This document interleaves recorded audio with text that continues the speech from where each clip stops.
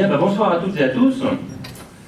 Alors, moi je me présente, vous ne me connaissez pas, je suis le régional de l'étape. Il en faut toujours un. Donc je suis l'accueillant. C'est la troisième fois. Donc, Martin Hubert,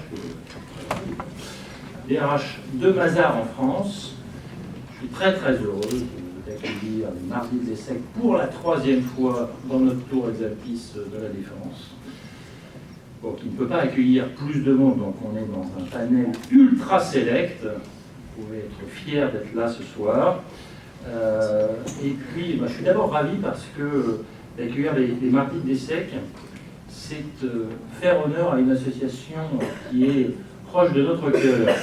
Proche de notre cœur parce que ça fait 11 ans maintenant que nous sponsorisons les Mardis de l'Essec, qui est une association qui nous ressemble un petit peu. D'abord, c'est une association qui mène à tout. La première fois qu'un grand ancien de chez vous, de l'Essec, est venu me proposer le partenariat des Mardis de l'Essec, c'est quelqu'un qui s'appelle Marc-Antoine Guénette, qui a fait partie de nombreuses années du bureau. Et après avoir passé 10 ans chez Mazars, et plutôt que de choisir une carrière d'associé dans l'audit ou dans le conseil, il a passé l'ENA, et puis il est aujourd'hui magistrat dans un tribunal administratif, parce que lui ne s'est pas lancé en politique, il a choisi le bien public. Donc les Mardis de l'Essec, c'est comme Mazars, ça mène à tout. C'est une association évidemment qui s'engage et qui éclaire les débats de la cité et qui cherche à donner du sens. Alors pour un cabinet d'audit et de conseil, ça peut vous paraître assez atypique, mais nous aussi on cherche à donner du sens, et c'est pas simplement la machine à faire de la marge brute. Donc des associations étudiantes qui sont focusées, si j'ose cet anglicisme atroce, sur le sens, ça nous parle aussi. C'est une association qui se vit dans la longue durée, puisque c'est, voilà, pas besoin de le dire, les Mardis de l'Essec, c'est ancien, c'est vieux, c'est très bien. Et puis des vraies valeurs d'ouverture et d'excellence. Et ça aussi, évidemment, pour Mazars, c'est très important. Je suis ravi aussi d'accueillir un débat qui nous parle et qui, là encore, nous colle à la peau.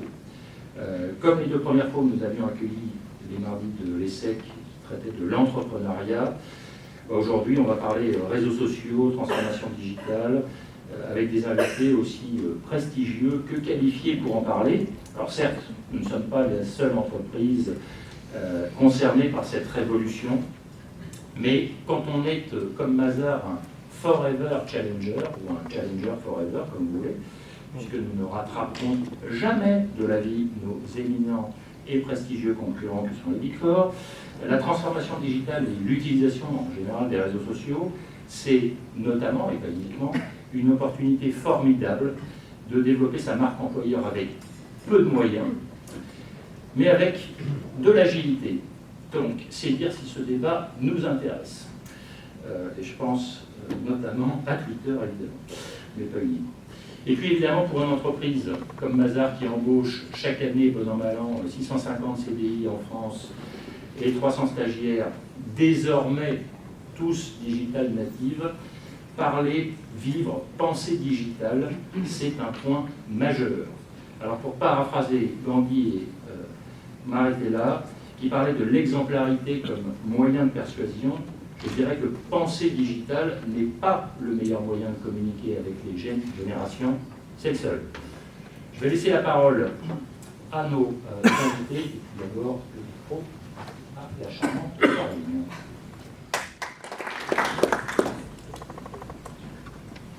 Dominique Cardon, Didier Rapaport, Dan Merguel, cher public, bonsoir. Et bienvenue à ce nouveau débat des Mardis de l'Essec, organisé avec le concours du cabinet d'audit et conseil Mazars, du groupe La Poste et du cabinet de conseil en stratégie opérationnelle du Livre. Ce soir, nous avons le plaisir de recevoir les 3D du numérique. J'ai nommé Dominique, Didier, Damien, mousquetaires 2.0 et héros sociaux du moment. L'amour est comme l'oiseau de Twitter, on est bleu de lui seulement pour 48 heures. D'abord on s'affilie, Ensuite, on se follow, on en devient fêlé et on finit solo, chante Stromae. Fêlé peut-être pas, mais solo à la tête de Twitter France, Damien Viel, vous l'êtes, c'est certain. Pourtant, avec seulement 31 gazouillis au compteur au moment de votre nomination, l'oiseau bleu ne vous était pas vraiment familier. C'est à l'évidence votre profil commercial qui a été privilégié à votre empreinte digitale. Ancien ESSEC, de L'Oréal à YouTube en passant par M6, petit à petit, l'oiseau fait son nid. En somme, un très beau parcours de personnage balsacien en 140 caractères. Internet, donc, ça vous connaît. Et seuls quelques mois vous auront suffi à la tête de la branche française de Twitter pour réveiller la belle endormie qui ne dénombre que peu d'utilisateurs actifs en France, dont un quart au mardi de l'ESSEC. Parce que s'il y a une chose que vous avez comprise, c'est qu'avec les hashtags, vous disposez d'une juteuse base de données qui pourrait bien susciter toutes les convoitises. Reste que, suite à un sondage de ma concoction, 2 questions subsistent. En fait, Twitter, ça sert à quoi? Et si ça sert à quelque chose, est-ce que ça ne serait pas un peu la réduction de la pensée? Didier Rapaport, vous ne semblez pas de cet avis. Pour celui qui est à l'origine du plus sérieux concurrent de Tinder, 69 abonnements sur Twitter, ça ne s'invente pas. Et pourtant, de l'imagination, vous n'en manquez pas. À partir de mars 2005, soit 1 mois après YouTube, vous lancez avec 2 autres associés la plateforme de vidéo Dailymotion, qui ne rencontre malheureusement pas le succès que vous attendiez. Avec les frères jumeaux Anthony et Fabien Cohen, à croire que, comme Mark Zuckerberg, il est indispensable de s'entourer de jumeaux pour réussir dans le numérique, vous vous installez dans le Silicon Sentier et imaginez Appen, une application de rencontres géolocalisées 100% de villes, dont le but est de retrouver qui on croise dans la rue. Le succès est fulgurant. À travers Sao Paulo, Londres, Buenos Aires ou Paris, c'est plus de 8 millions de célibataires ou pas qui s'envoient des charmes, et chaque jour un peu plus avec le marché asiatique qui s'offre à vous. Mais si l'application a de beaux jours devant elle, c'est selon vous parce qu'elle est la seule plateforme de dating à remettre du réel dans le virtuel. Grand romantique dans l'âme, vous courez les salons du numérique un peu partout en France, vous distillez votre philosophie. Élu homme digital de l'année 2015 par le magazine GQ, vous vous complaisez dans votre position de seul start-upper capable de citer en vrac du Barthes, du Bataille, du Nietzsche et d'utiliser la très originale définition de l'orgasme comme petite mort pour justifier votre vision du dating 2.0. Mais qu'on ne s'y trompe pas. Derrière ce cœur tendre et lettré se cache un businessman avisé qui a bien conscience de la mine d'or de données sur laquelle il est assis et qui compte bien s'associer avec des marques comme Fiat pour en tirer parti. Faut-il pour autant avoir peur du grand méchant numérique? Certainement pas, diriez-vous, Dominique Cardon. Sociologue, anciennement professeur à Paris 1, ainsi que membre associé au Centre d'études des mouvements sociaux de l'EHESS, vos recherches portent sur les transformations contemporaines de l'espace et du débat public.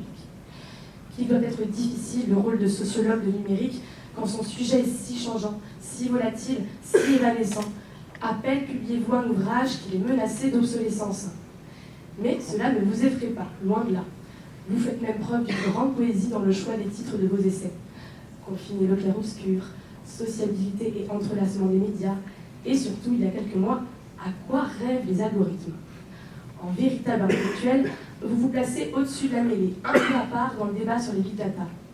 Dans vos ouvrages, vous vous montrez nuancé, quoique rassurant. Nos clics ne disent que partiellement qui nous sommes. C'est pas parce que j'ai liké sur Facebook quand j'étais en 4e, si toi aussi tu fais plus d'1m50, que je suis pour autant nanophobe. Et tout à fait au hasard, ce n'est pas parce que je visite un site djihadiste que je suis djihadiste. Si, à l'heure où le gouvernement concentre une bonne partie de son énergie à promouvoir la French Tech, afin que nos startups ne se retrouvent pas sur la French Touch, à l'heure où Emmanuel Macron travaille sur une nouvelle loi amplement dédiée au numérique, à l'heure enfin où Najat Vallaud-Belkacem fait de l'enseignement du coding l'un de ses chevaux de bataille, il faudrait donner tort à Max Weber qui parlait d'un désenchantement du monde avec le progrès des sciences et des techniques et le fait qu'on en sait toujours plus sur le monde qui nous entoure. Au contraire, les big data et le numérique, parce qu'ils nous échappent chaque jour un peu plus, c'est cette petite part d'ombre, de secret, de mystère, dont chacun d'entre nous a besoin pour que sa vie prenne un tour excitant. Peut-être même plus qu'une appli de dating. Je vous remercie et vous souhaite à tous un excellent débat.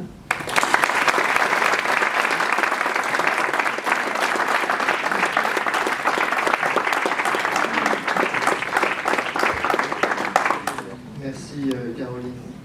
Bonsoir messieurs, merci d'avoir accepté notre invitation à cette table ronde des mardis de l'ESSEC, dont aura vous l'avez compris, sur le big data et le numérique.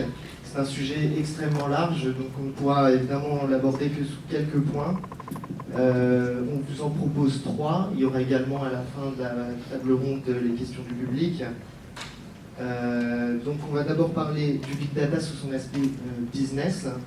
Dans une deuxième partie, on a intitulé Individus et big data.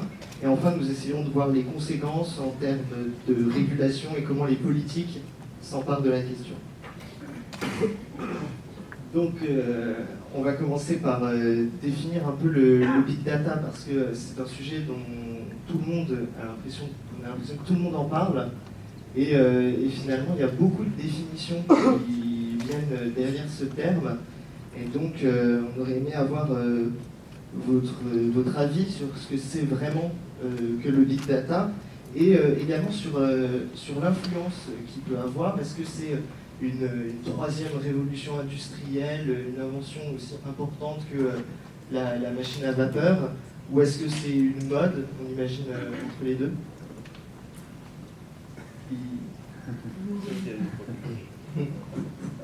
Elle parlait de quoi?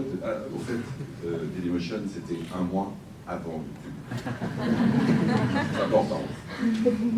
Mais après, ils étaient 2 ans. Ok. Les big data. Je ne sais pas si c'est une mode, mais je sais que quand on parle de big data, il y a plein de gens qui entendent à chaque fois des choses différentes. Alors pour nous, big data, c'est quoi? C'est le fait qu'aujourd'hui, avec toutes les nouvelles technologies, avec le monde digital, on a de plus en plus de data. Donc c'est donc d'abord un nombre extrêmement volumineux de data. Alors, Apple, c'est une application extrêmement poétique, pas romantique, poétique. Et c'est vrai que bon, on aide les gens à se rencontrer, ce qui est très important, mais c'est surtout un business, on va dire, data-driven.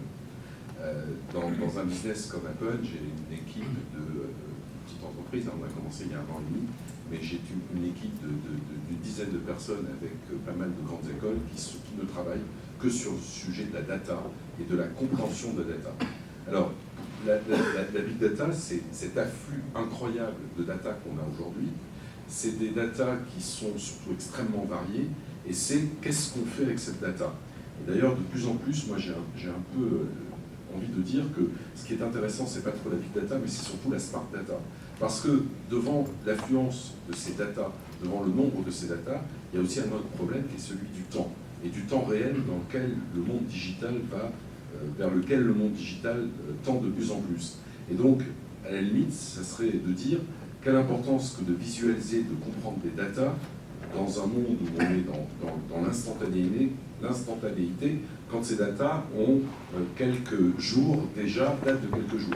Donc plus que big data, on aurait tendance à parler de smart data, c'est-à-dire de data extrêmement actuelle qu'on est capable de visualiser en temps réel et qui nous permettent de prendre des décisions plus ou moins averties aussitôt. Voilà, donc la data, c'est devenu quelque chose d'extrêmement central dans l'entreprise. Le traitement de la data en temps réel, la visualisation et la prise de décision à partir de la data. Mais justement, on parlait de smart data. La smart data, c'est juste des data plus actuelles, ou c'est aussi une question de qualité par rapport à la quantité? Est-ce qu'on est dans une espèce de transition entre le big et le smart data, où la data prendrait en qualité par rapport à la quantité? À partir du moment où la data que l'on traite, ou à partir de laquelle on prend ses décisions, est une data fraîche, elle est, en effet, pour nous, elle a infiniment plus de qualité. Il faut se rendre compte, enfin, nous, on fait un certain nombre de campagnes numériques. Alors nous, moi je ne sais pas ce que ça veut dire, transformation digitale, parce qu'on est digital par définition, et les réseaux sociaux, c'est quelque chose dans lequel, par exemple, on navigue de manière extrêmement native. Donc on fait beaucoup de choses sur les réseaux sociaux, on fait beaucoup de campagnes de communication sur les réseaux sociaux, et tout est analysé en temps réel, c'est-à-dire que mes équipes d'acquisition, par exemple, fine-tune tous les jours en fonction des résultats de la veille. Donc oui, on ne s'intéresse qu'à la data la plus récente, parce que c'est celle qui nous permet de fine-tuner et de driver l'entreprise de manière pertinente. Alors, je Oui, ça fonctionne. Alors, autour de la data, je pense qu'il y a un certain nombre de concepts derrière qui sont intéressants. Le premier, c'est, en lien avec vous, la big data, il y a un premier concept qui est celui du fantasme. Effectivement, il y a tout un tas de fantasmes autour de cette big data qui nous oblige et qui oblige tout le monde à réfléchir, notamment en termes d'éthique, mais aussi en termes de gouvernance. Et aujourd'hui, j'ai passé quelques temps chez Google avant d'arriver chez Twitter. Et je pense que c'est une question qui anime toutes ces sociétés-là. C'est pas tant ce qu'on en fait aujourd'hui, parce que je pense que c'est là où il y a un peu de fantasme. Je pense qu'on en fait beaucoup moins que les gens pensent qu'on l'utilise. Ce qui est plus une problématique et une question, c'est de savoir comment est-ce qu'on assure à long terme une gouvernance correcte pour ces entreprises, de telle sorte à ce que le bon usage et la bonne éthique et les bonnes pensées aujourd'hui concourent à l'utilisation de cette data soient dans le temps garanties. Donc je pense que c'est plus aujourd'hui le problème de gouvernance et de pérennité de gouvernance qui sont des sujets intéressants au sujet de cette big data abordée. Mais ça mis de côté, je pense qu'il y a vraiment deux notions importantes. Il y a celle de la big data aujourd'hui concrètement améliore la vie des gens. On peut l'aborder d'un point de vue service, on peut l'aborder d'un point de vue publicitaire, mais c'est vrai. Je pense que des exemples, on en a tous par millions. Je pense qu'il faut domestiquer un certain nombre de secteurs. Je pense au secteur bancaire, je pense au secteur des médicaments. Et il est arrivé de travailler avec les deux secteurs et de me rendre compte qu'il fallait complètement changer l'approche qu'avaient ces entreprises de ce qu'était la data et de ce que les utilisateurs voulaient qu'on en fasse. J'ai toujours cet exemple à donner auprès des banques, mais moi j'ai adoré un jour ce coup de fil de mon banquier pour m'expliquer qu'il a fait une étude de mes consommations de musique et que c'était vraiment pas la peine d'acheter des morceaux sur Spotify, vu la qualité des morceaux que j'achetais. Honnêtement, un bon abonnement sur Spotify à 9,90 € par mois, dans la mesure où en plus j'avais 5 tablettes chez moi, que c'était mieux pour partager les contenus, c'était plus intelligent. En fait, le problème, c'est que ce coup de fil de mon banquier n'est jamais venu. Et qu'aujourd'hui, parler de la big data, c'est parler de réconcilier le monde bancaire avec l'utilisation et le conseil. Et aujourd'hui, quand on explique à un banquier que ce qui fait la meilleure utilisation de la big data aujourd'hui, qui pourrait le faire, c'est quelqu'un comme Ikea, parce qu'Ikea vous dit voilà, dans vos 60 mètres carrés, mon rôle de moi Ikea, c'est d'avoir des rangements malins, astucieux, pour faire en sorte que votre vie soit bien meilleure dans 60 mètres carrés. Et qu'il n'y a pas un seul banquier qui a aujourd'hui pris la même philosophie, de dire voilà, dans vos 2 000 € par mois, mon métier de banquier, c'est de faire en sorte que vous soyez le plus à l'aise possible et le plus confortable possible. Ça, c'est un usage de la big data. Après, il y a un autre usage qui est celui qu'on fait. L'usage qui en est fait sur une plateforme comme Twitter, qui est de dire Twitter est une plateforme publique. Donc ça veut dire que l'intégralité des tweets, l'intégralité des contenus sur Twitter, le corpus de data de Twitter, c'est un corpus public. Libre à chacun d'en avoir un usage. Libre à chacun d'aller écouter, d'aller voir ce qui se passe sur Twitter. Et on pense que une des approches aujourd'hui de cette data, c'est de la rendre effectivement publique, de faire en sorte que nos plateformes soient des plateformes de conversation publiques. Voilà. Ça, c'est un autre point de vue. Je sais qu'il y a aussi d'autres grands acteurs du web qui aujourd'hui se posent des questions, savoir comment est-ce qu'on peut transformer toute cette data, la rendre accessible aux gens qui font du marketing, parce que finalement, les gens du marketing n'ont jamais eu autant d'opportunités d'être intelligents, parce qu'on n'a jamais eu autant d'informations sur ce qu'étaient les comportements des gens et ce que les gens voulaient. Dans quelle mesure finalement on ne va pas être obligé de rendre cette donnée publique de telle sorte à rendre tout le monde plus intelligent. Et c'est des questions que tout le monde se pose sur la limite de la publicité de la data. Et ça, c'est un vrai débat intéressant. Et justement, au niveau de Twitter, c'est dans votre... c'est un de vos actes de déploiement. Vous avez une grande base de données, je crois que ça s'appelle Firehose. Mais sa fonction reste assez opaque pour le grand public pour l'instant, et ça reste un projet... Rassurez-vous, il n'y a aucune opacité. Twitter communique beaucoup autour de ça. L'intégralité des informations sur Twitter est publique. Vous avez accès à toutes les informations aujourd'hui sur Twitter. Et Twitter, c'est une conversation qu'on a eue tout à l'heure, Twitter a été conçu par et pour des activistes. Aujourd'hui, Twitter a très peu d'informations. sur ses utilisateurs. Pourquoi? Parce qu'il faut qu'on soit capable de garantir dans un certain nombre de pays, dans tous les pays du monde, la sécurité des gens qui aujourd'hui utilisent la plateforme.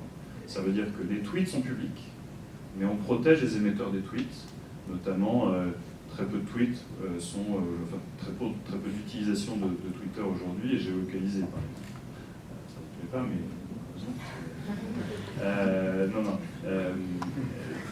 voilà, on a aujourd'hui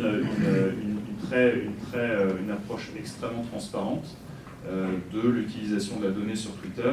Encore une fois, tous les tweets sont publics, de telle sorte à ce que, de toute façon, vous avez accès à la totalité de l'information. Il faut juste savoir.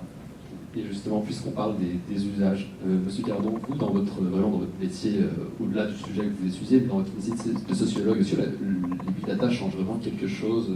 Est-ce que ça vous apporte plus qu'auparavant? Parce que la sociologie a toujours reposé sur des bases de données assez importantes et c'est toujours appuyé sur les mathématiques. Non, alors, ça marche. Oui, ça change le métier. Et du coup, c'est passionnant. Effectivement, les sociologues faisaient des enquêtes, passaient des questionnaires, des interviews. Ils continuent et ils doivent continuer à le faire. Mais on a une nouvelle source d'information sur le monde social qui vient maintenant des informations numériques et des données numériques qu'on peut récupérer. Mais alors, je suis très content d'avoir Twitter avec moi parce que effectivement, on a accès au Firehose de Twitter, mais c'est extrêmement cher, c'est trop cher pour des centres de recherche universitaires. Donc on passe par des filières. On peut tirer gratuitement, je dis bien une partie des données, mais quand on veut des gros corpus, il faut quand même payer très cher ces données. Elles changent le monde, et peut-être moi pour dire Big Data, c'est-à-dire que moi il me semble qu'il y aurait plus de trucs. D'abord, il y a un effet, dans le monde numérique, il y a toujours des modes. Donc là, la mode et Big Data. La mode, ça ne veut pas dire que c'est artificiel et qu'il n'y a rien derrière. Là, je crois qu'il y a vraiment quelque chose derrière, mais en même temps, sans doute, on en met trop dans cette affaire. Par ailleurs, la data, c'est pas nouveau. Il y a toujours eu la science des données. Je crois, au moment de la COP21, il faut rappeler qu'on est tous en train de discuter là autour d'un chiffre qui est 2 ou 1,5 ou 2,5 ou 3 degrés. Ce chiffre, c'est le résultat d'un calcul statistique à partir des émissions de CO2, qui est lui-même un résultat statistique à partir des données proposées par tous les pays, les gouvernements. Donc on a un énorme calcul autour des données. La science traite des données depuis très longtemps. Et le numérique nous amène des données, enregistre des actions, des comportements, des expressions sur le web qui sont nouvelles et qui généralisent la trace numérique dans tous les sens. Alors du coup, il y a une sorte de fascination, je crois, pour la donnée qui est très nouvelle et qui a fait émerger ce thème des big data. Mais moi, ce que j'aurais envie de dire, c'est que si on cherche une révolution technologique, le nouvel ordre noir, la grande rupture technologique, moi il me semble, alors c'est l'argument dont je soutiens beaucoup, c'est qu'elle est certes dans l'apparition des données numériques, mais qu'elle est dans la question du calcul. Et la question du calcul, c'est exactement la question que vous posiez, c'est bon, on a beaucoup de données, mais qu'est-ce qu'on en fait? En fait, la plupart du temps, c'est vrai qu'on n'en fait pas grand-chose. Et que même les gros acteurs n'en sortent pas encore énormément de choses. Pour en sortir des choses, il faut arriver à les calculer, il faut arriver à les rendre significatives, il faut les catégoriser, il faut trouver le smart dans le bruit, le signal dans le désordre des données. C'est très compliqué. C'est encore plus compliqué de le faire en temps réel, de faire un service qui arrive sur l'utilisateur. Et du coup, l'endroit est une révolution. Alors, moi qui me fascine beaucoup à traîner dans les laboratoires, c'est dans les techniques statistiques. La révolution, elle s'appelle machine learning, qui est une transformation des techniques de calcul. Et alors je pense que ça vous intéresse aussi beaucoup, parce que c'est une transformation aussi des techniques statistiques qu'utilisaient l'économie, l'économétrie, etc. Qui est qu'on peut finalement calculer sans avoir trop de modèles préalables et essayer d'apprendre des données, des règles qui vont créer des relations entre les variables suffisamment pertinentes, efficaces, pour être ensuite immédiatement rendues à l'utilisateur pour la vérifier. Et donc on crée une boucle dans laquelle la donnée nourrit un modèle qui s'invente et qui s'apprend et qui ensuite est rendu à l'utilisateur pour la valider et la vérifier. Cette boucle nouvelle, c'est ce qui est en train de mettre en place, sont en train de mettre en place les services numériques les plus subtils, les plus intelligents, dans le monde du marketing, dans le monde de la recommandation, dans le monde du placement de l'information, dans le monde du filtrage musical, dans tous ces univers-là. Et là, il y a une vraie rupture, moi je commence à être vieux dans cet univers numérique, il y a une vraie rupture dans les services parce que il y a beaucoup de créativité, il y a beaucoup de services incertains parce que les résultats sont parfois un peu triviaux, il y a des endroits où ça marche bien, et que moi quand j'entends Big Data, je pense que l'endroit où se créent des choses, c'est à cet endroit précis où il y a un calculateur qui est un algorithme qui vient se poser correctement sur les données. Et se poser correctement sur les données, c'est un sacré travail. À vous écouter, on a l'impression qu'il y a beaucoup d'applications possibles du Big Data, qu'on n'en fait pas beaucoup. Et est-ce que c'est parce qu'on a du mal à en tirer de l'argent? Parce qu'en fait, vous avez dit hors noir, aujourd'hui, il n'y a pas vraiment d'économie de la data. Le principe que Twitter utilise principalement pour gagner de l'argent, et on sait que c'est un peu difficile en ce moment pour Twitter d'accéder à une rentabilité, c'est de vendre de la publicité. Je ne peux pas vous laisser dire n'importe quoi. De vendre de la publicité ciblée sur des datas. Je ne peux pas vous laisser dire n'importe quoi. Twitter a aujourd'hui une croissance qu'on a publiée au 3e trimestre, 58% de croissance sur le monde, 68% dehors des États-Unis. Donc Twitter va bien. Twitter va encore mieux en France parce qu'on a connu une croissance d'utilisateurs de 56% depuis 2 ans. On est aujourd'hui utilisé quotidiennement par 55% de ces utilisateurs. C'est-à-dire qu'on a une fréquence d'utilisation aujourd'hui en France qui est relativement unique, un modèle de développement Twitter qui est relativement unique. Donc merci de prendre soin de Twitter. Twitter va bien et Twitter va encore mieux depuis le retour de son patron fondateur, avec un retour justement sur exactement à quoi on sert et comment est-ce qu'on est utile aux gens. Et je pense qu'on le prouve de manière très fréquente. On l'a prouvé il y a 3 semaines de manière assez douloureuse. Et je pense que le problème de la rentabilité aujourd'hui n'est pas du tout le problème de Twitter, pardon. Aujourd'hui, le problème de l'utilité se pose pour nous. Et le problème de l'utilité passe, oui, par la data. Est-ce que c'est important, la data? Qu'est-ce qu'on en fait? Et encore une fois, le fait de dire Twitter est une plateforme publique, conversationnelle et live, fait donner à chacun la possibilité d'avoir accès à cette information. Elle est bien utilisée aujourd'hui par les marques, honnêtement. On travaille beaucoup avec des gens qui en font leur service client. On a révolutionné le service, on est en train de révolutionner la notion de service client. Aujourd'hui, la Société Générale fait une campagne de pub en télévision en disant la boîte s'engage à vous répondre en 30 minutes si vous avez des questions. Et donc, jamais un service client dans le monde a été aussi performant que depuis que les services clients utilisent Twitter pour converser. Et réduire la discussion de ce soir à la data m'ennuie un peu parce que oui, la data c'est important, on gagne un petit peu d'argent avec, bien sûr, le web, on peut discuter des problèmes de financement du web pendant des heures, voyez-y quand même quelque chose qui est au service de l'amélioration de la vie des gens.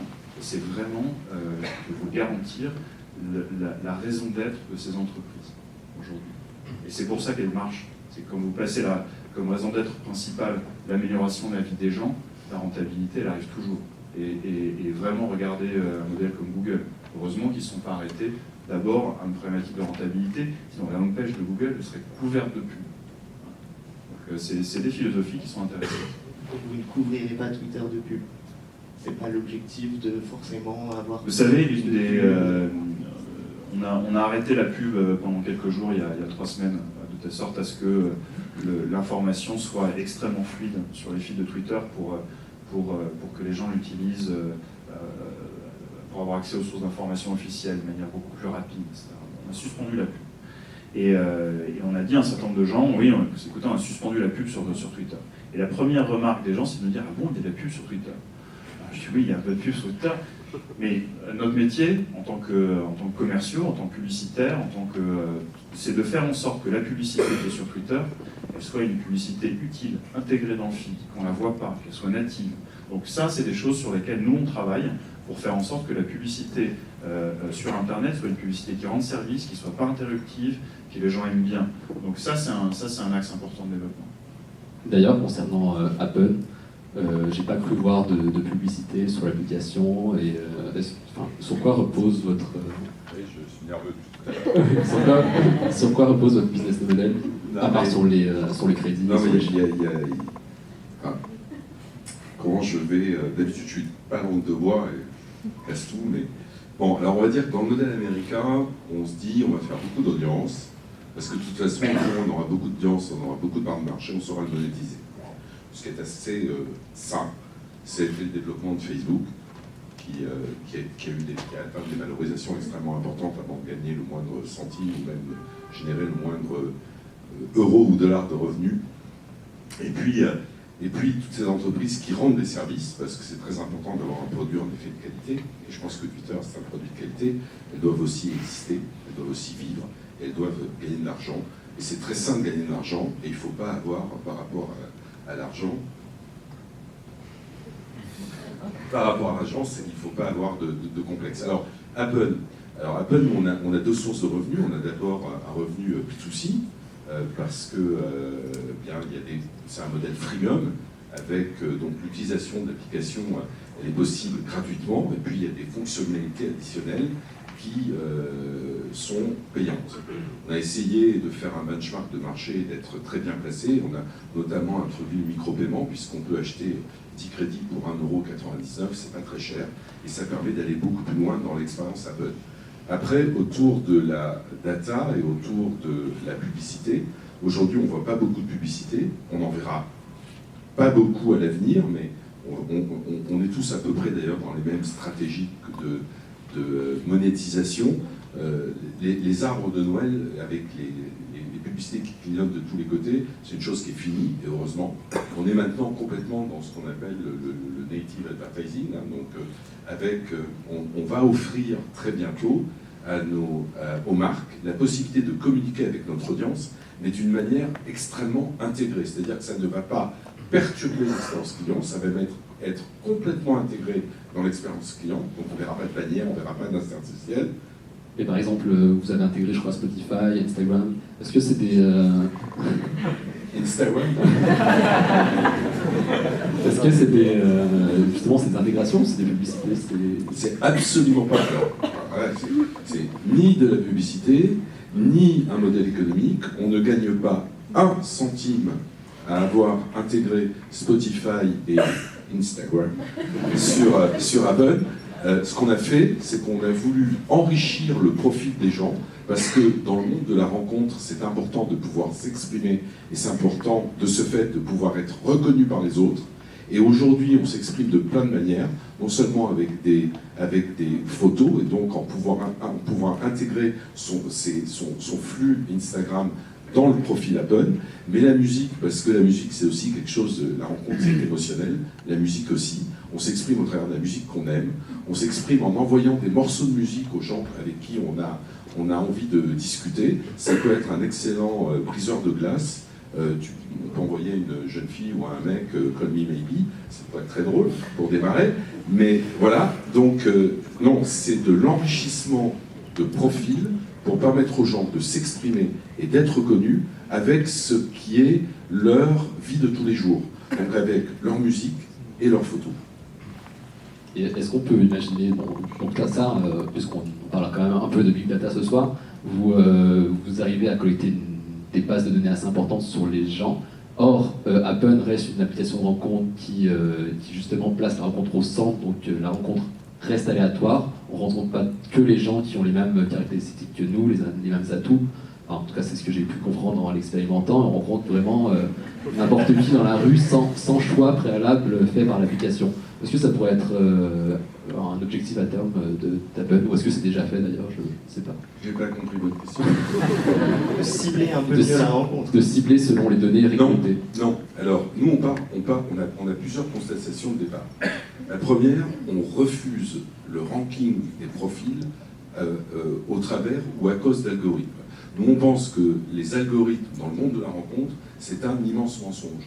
On essaye de vous faire croire depuis des années que parce que vous cochez les mêmes cases, vous allez tomber amoureux, parce que n'importe qui aimerait une salade verte avec le même assaisonnement que moi, eh ben, on devrait fitter ensemble. Nous, on dit c'est faux. Donc, il n'y aura jamais d'algorithme dans Happen parce qu'on est contre. Après, ce qu'on a voulu, et c'est probablement une des tendances aujourd'hui, ce qu'on a voulu, c'est ramener, comme le disait très élégamment votre collègue, on a voulu ramener du monde réel dans la rencontre. Alors, on avait constaté que le monde de la rencontre était beaucoup trop virtuel, beaucoup trop chronophage et très déceptif. On a voulu la tendance, c'est de faire en sorte que la frontière entre la vie de tous les jours de tout le monde et le monde digital soit de plus en plus étroite. Et la rencontre, c'est quoi? C'est tout simplement les gens qu'on a autour de soi. Et on a même, tout à l'heure je vous disais qu'on était une application poétique, et on est une application poétique. Pourquoi? Parce qu'on a remis le hasard au centre de la rencontre. Justement, le hasard, tout le monde sait que l'amour, ça se rencontre au moment où on l'attend pas, au coin de la rue en bas. Voilà, donc c'est ça les fondamentaux d'Happen. Donc il n'y aura jamais d'algorithme dans Happen. Je peux faire une remarque provocatrice sociologique? Avec plaisir. Parce qu'évidemment, on a tous en tête l'idée que la rencontre est mystérieuse, qu'elle est magique, qu'elle est incertaine, qu'elle est aléatoire. La réalité des chiffres, c'est qu'elle n'est jamais. Et où elle est rarement. Et moi, j'aurais envie de vous dire, en fait, notre algorithme, évidemment, il n'est pas dans les critères, qui quand même fonctionne sur pas mal de sites. Il est dans le territoire. Le territoire, il est collé socialement. Entre deux bars qui sont à côté, vous n'avez pas le même public, vous n'avez pas le même âge, vous avez des filtres sociaux qui sont posés par le territoire. Ça, c'est ce que constate constamment le sociologue, c'est qu'on a l'impression que le monde social est divers, proliférant, etc.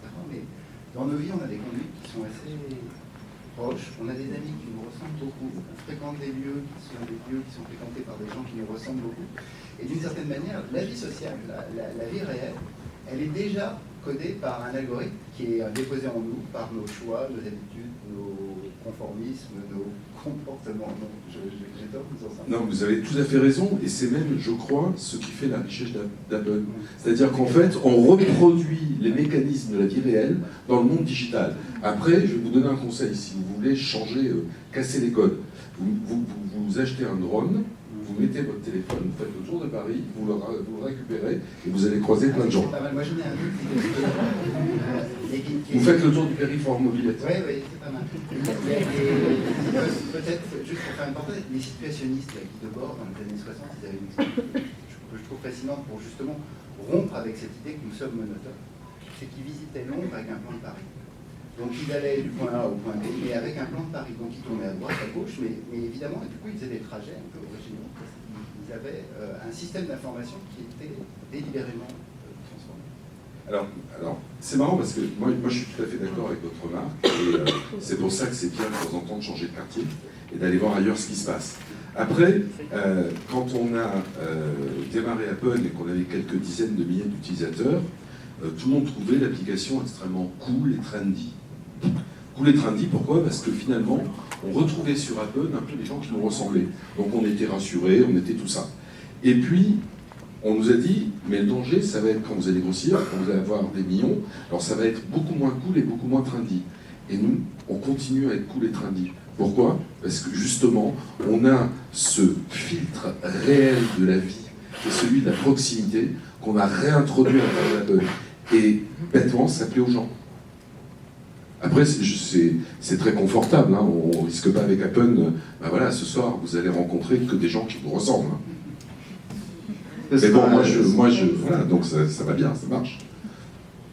Donc on a parlé de données, de calcul, d'algorithmes. Vous êtes de vous-même, vous avez un peu commencé notre deuxième partie plus sur le comportement des individus vis-à-vis de cette data. Et il y a une problématique qui est importante, c'est la protection de ces données personnelles. Pour Happen évidemment, Twitter, a priori quand on est sur Twitter c'est pour être visible, mais on essaye toujours quand même de savoir qui on va toucher.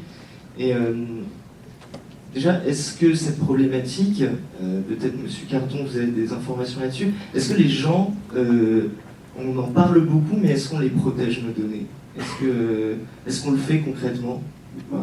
C'est vraiment un débat compliqué. Alors nous, le terme habituel, c'est de dire qu'il y a un paradoxe de la vie privée. C'est-à-dire que tout le monde, dans les représentations, quand on fait des enquêtes, on appelle les gens pensent que c'est problématique, que la capture des données par les entreprises du web est excessive, que les durées de conservation sont trop nombreuses, que les risques surtout de croisement de fichiers sont dangereux. Avec Snowden, la surveillance par l'État est arrivée, donc les représentations sont négatives. Puis dès qu'ils ont terminé l'entretien, ils font sur Internet, puis racontent, j'ai rencontré un enquêteur, puis je raconte mon nom. Donc en fait, nos pratiques ne correspondent pas à nos représentations. Donc il y a un décalage qu'on appelle paradoxe de la vie privée, qui est que nous avons peur, mais en réalité, même les peurs les plus fortes, renforcées par l'affaire Snowden, par exemple, n'ont pas sensiblement transformé les pratiques. Alors moi, j'aurais quand même tendance à dire que les choses sont en train de bouger sur la vie privée, la vigilance est plus forte, les comportements aussi se domestiquent, hein, c'est-à-dire qu'on voit bien, ça c'est tous les comportements numériques, c'est qu'on arrive, on découvre, puis on des problèmes, des frictions, des trucs qu'on n'aurait pas dû dire, qu'on a dit, des gens qui prennent cette histoire, etc. Et donc il y a une sorte de mise en place progressivement d'un autocontrôle des utilisateurs. Mais il y a des problèmes très forts sur les données, je ne sais pas, je ne vais peut-être pas justement les lister. Moi, celui auquel je suis très sensible, c'est... en fait, il y a une ambivalence. C'est qu'une partie des nouveaux services dits de marketing, les cookies, n'ont effectivement, dans les nouveaux calculs que j'évoquais tout à l'heure, pas vraiment besoin de vous identifier. Criteo, des entreprises. Bon, ce qui est compliqué, c'est qu'il y a une sorte de marché noir derrière des données qui fait qu'en fait on identifie, et puis on a croisé avec un autre fichier, etc. Donc il y a quand même une ambivalence sur cette question. Puis moi, je trouve qu'il y a un dossier problématique, qui devient de plus en plus problématique, et que le régulateur juge de plus en plus problématique, c'est l'affaire du cookie tiers. Parce que ce qui fait tenir le marché des données personnelles dans le numérique et dans Internet, c'est qu'on a, vous avez tous, mais moi comme vous, accepté des conditions générales d'utilisation que vous n'avez pas lues. Et dans ces conditions générales d'utilisation, vous avez notamment accepté des cookies. Alors, c'est assez logique de consentir, et le consentement vaut pour un droit d'utilisation auprès de la plateforme. C'est assez logique de consentir aux cookies vis-à-vis du service qui vous le demande. Et en fait, dans la représentation des utilisateurs, quand on les interviewe, c'est ça qu'ils pensent. Oui, il y a Apple qui m'a demandé de mettre un cookie, j'ai dit oui parce que j'aime bien le service, j'utilise, etc. Le problème, c'est que dans les conditions générales d'utilisation, Apple va aussi peut-être, non, peut-être pas pour Apple, je ne dis pas ça, mais dans le mobile, il n'y a pas de cookie. Oui, voilà, sur le web, faire entrer aussi des cookies tiers qui sont liés aux ad networks, qui sont les grands réseaux publicitaires, qui eux vont utiliser votre navigation passant par le filtre du site ami pour ensuite suivre vos navigations sur l'ensemble des sites qui sont affiliés à cette ad network. Et le nombre de sites est considérable. Facebook connaît vos navigations simplement parce qu'il y a un bouton Facebook sur toutes les pages où vous naviguez et il connaît vos navigations.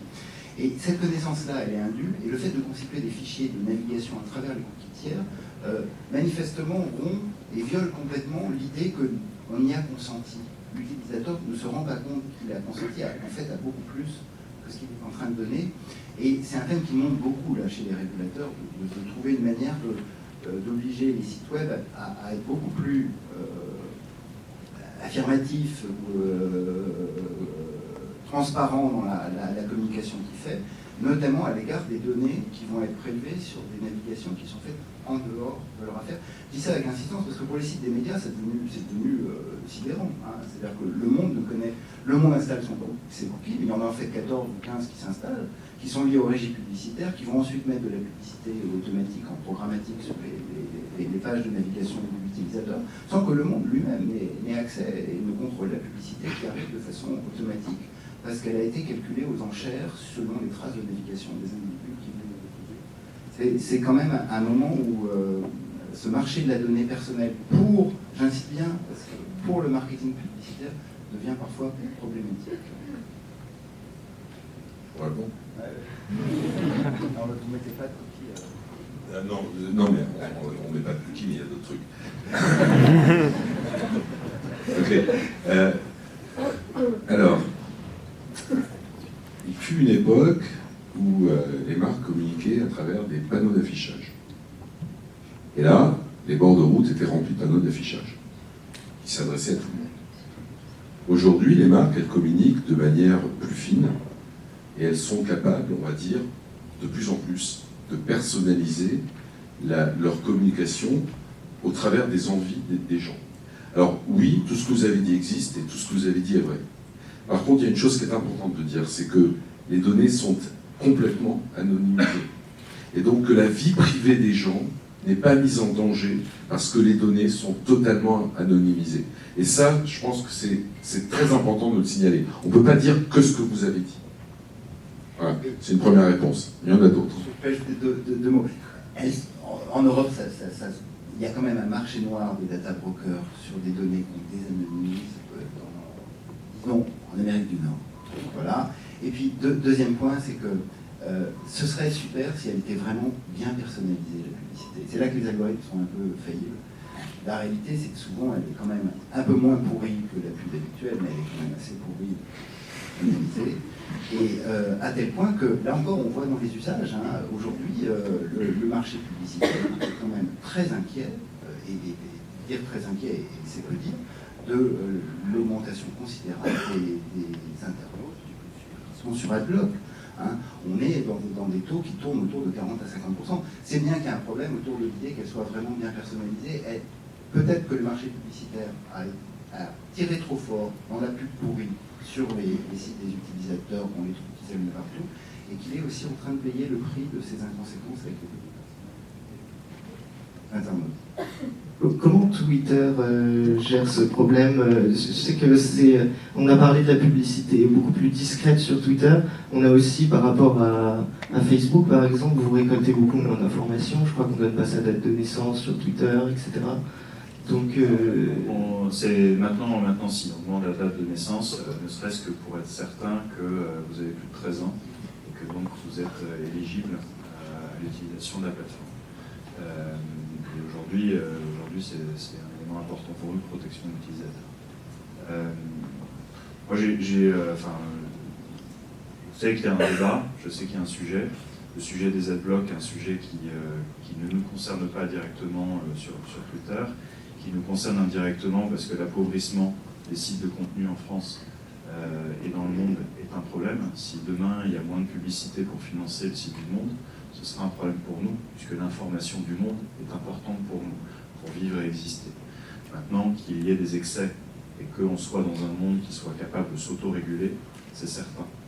Qu'il y a un certain nombre d'entreprises qui se soient constituées sur ce que des boîtes américaines aient toujours refusé de faire, c'est certain. Voilà, je pense que je fais partie des optimistes qui pensent que la publicité peut être acceptée à partir du moment où elle respecte un certain nombre de codes qui sont définis.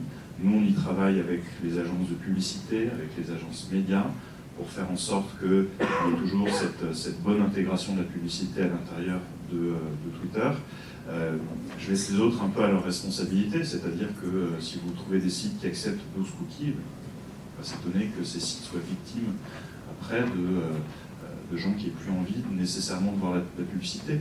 Nous, on est contraint à avoir une publicité qui est efficace. Cette publicité, elle est efficace à partir du moment où vous expliquez aux gens qu'on va leur présenter une publicité qui potentiellement peut les concerner, et que cette publicité qui les concerne, elle peut être aussi intelligente et marrante et distrayante.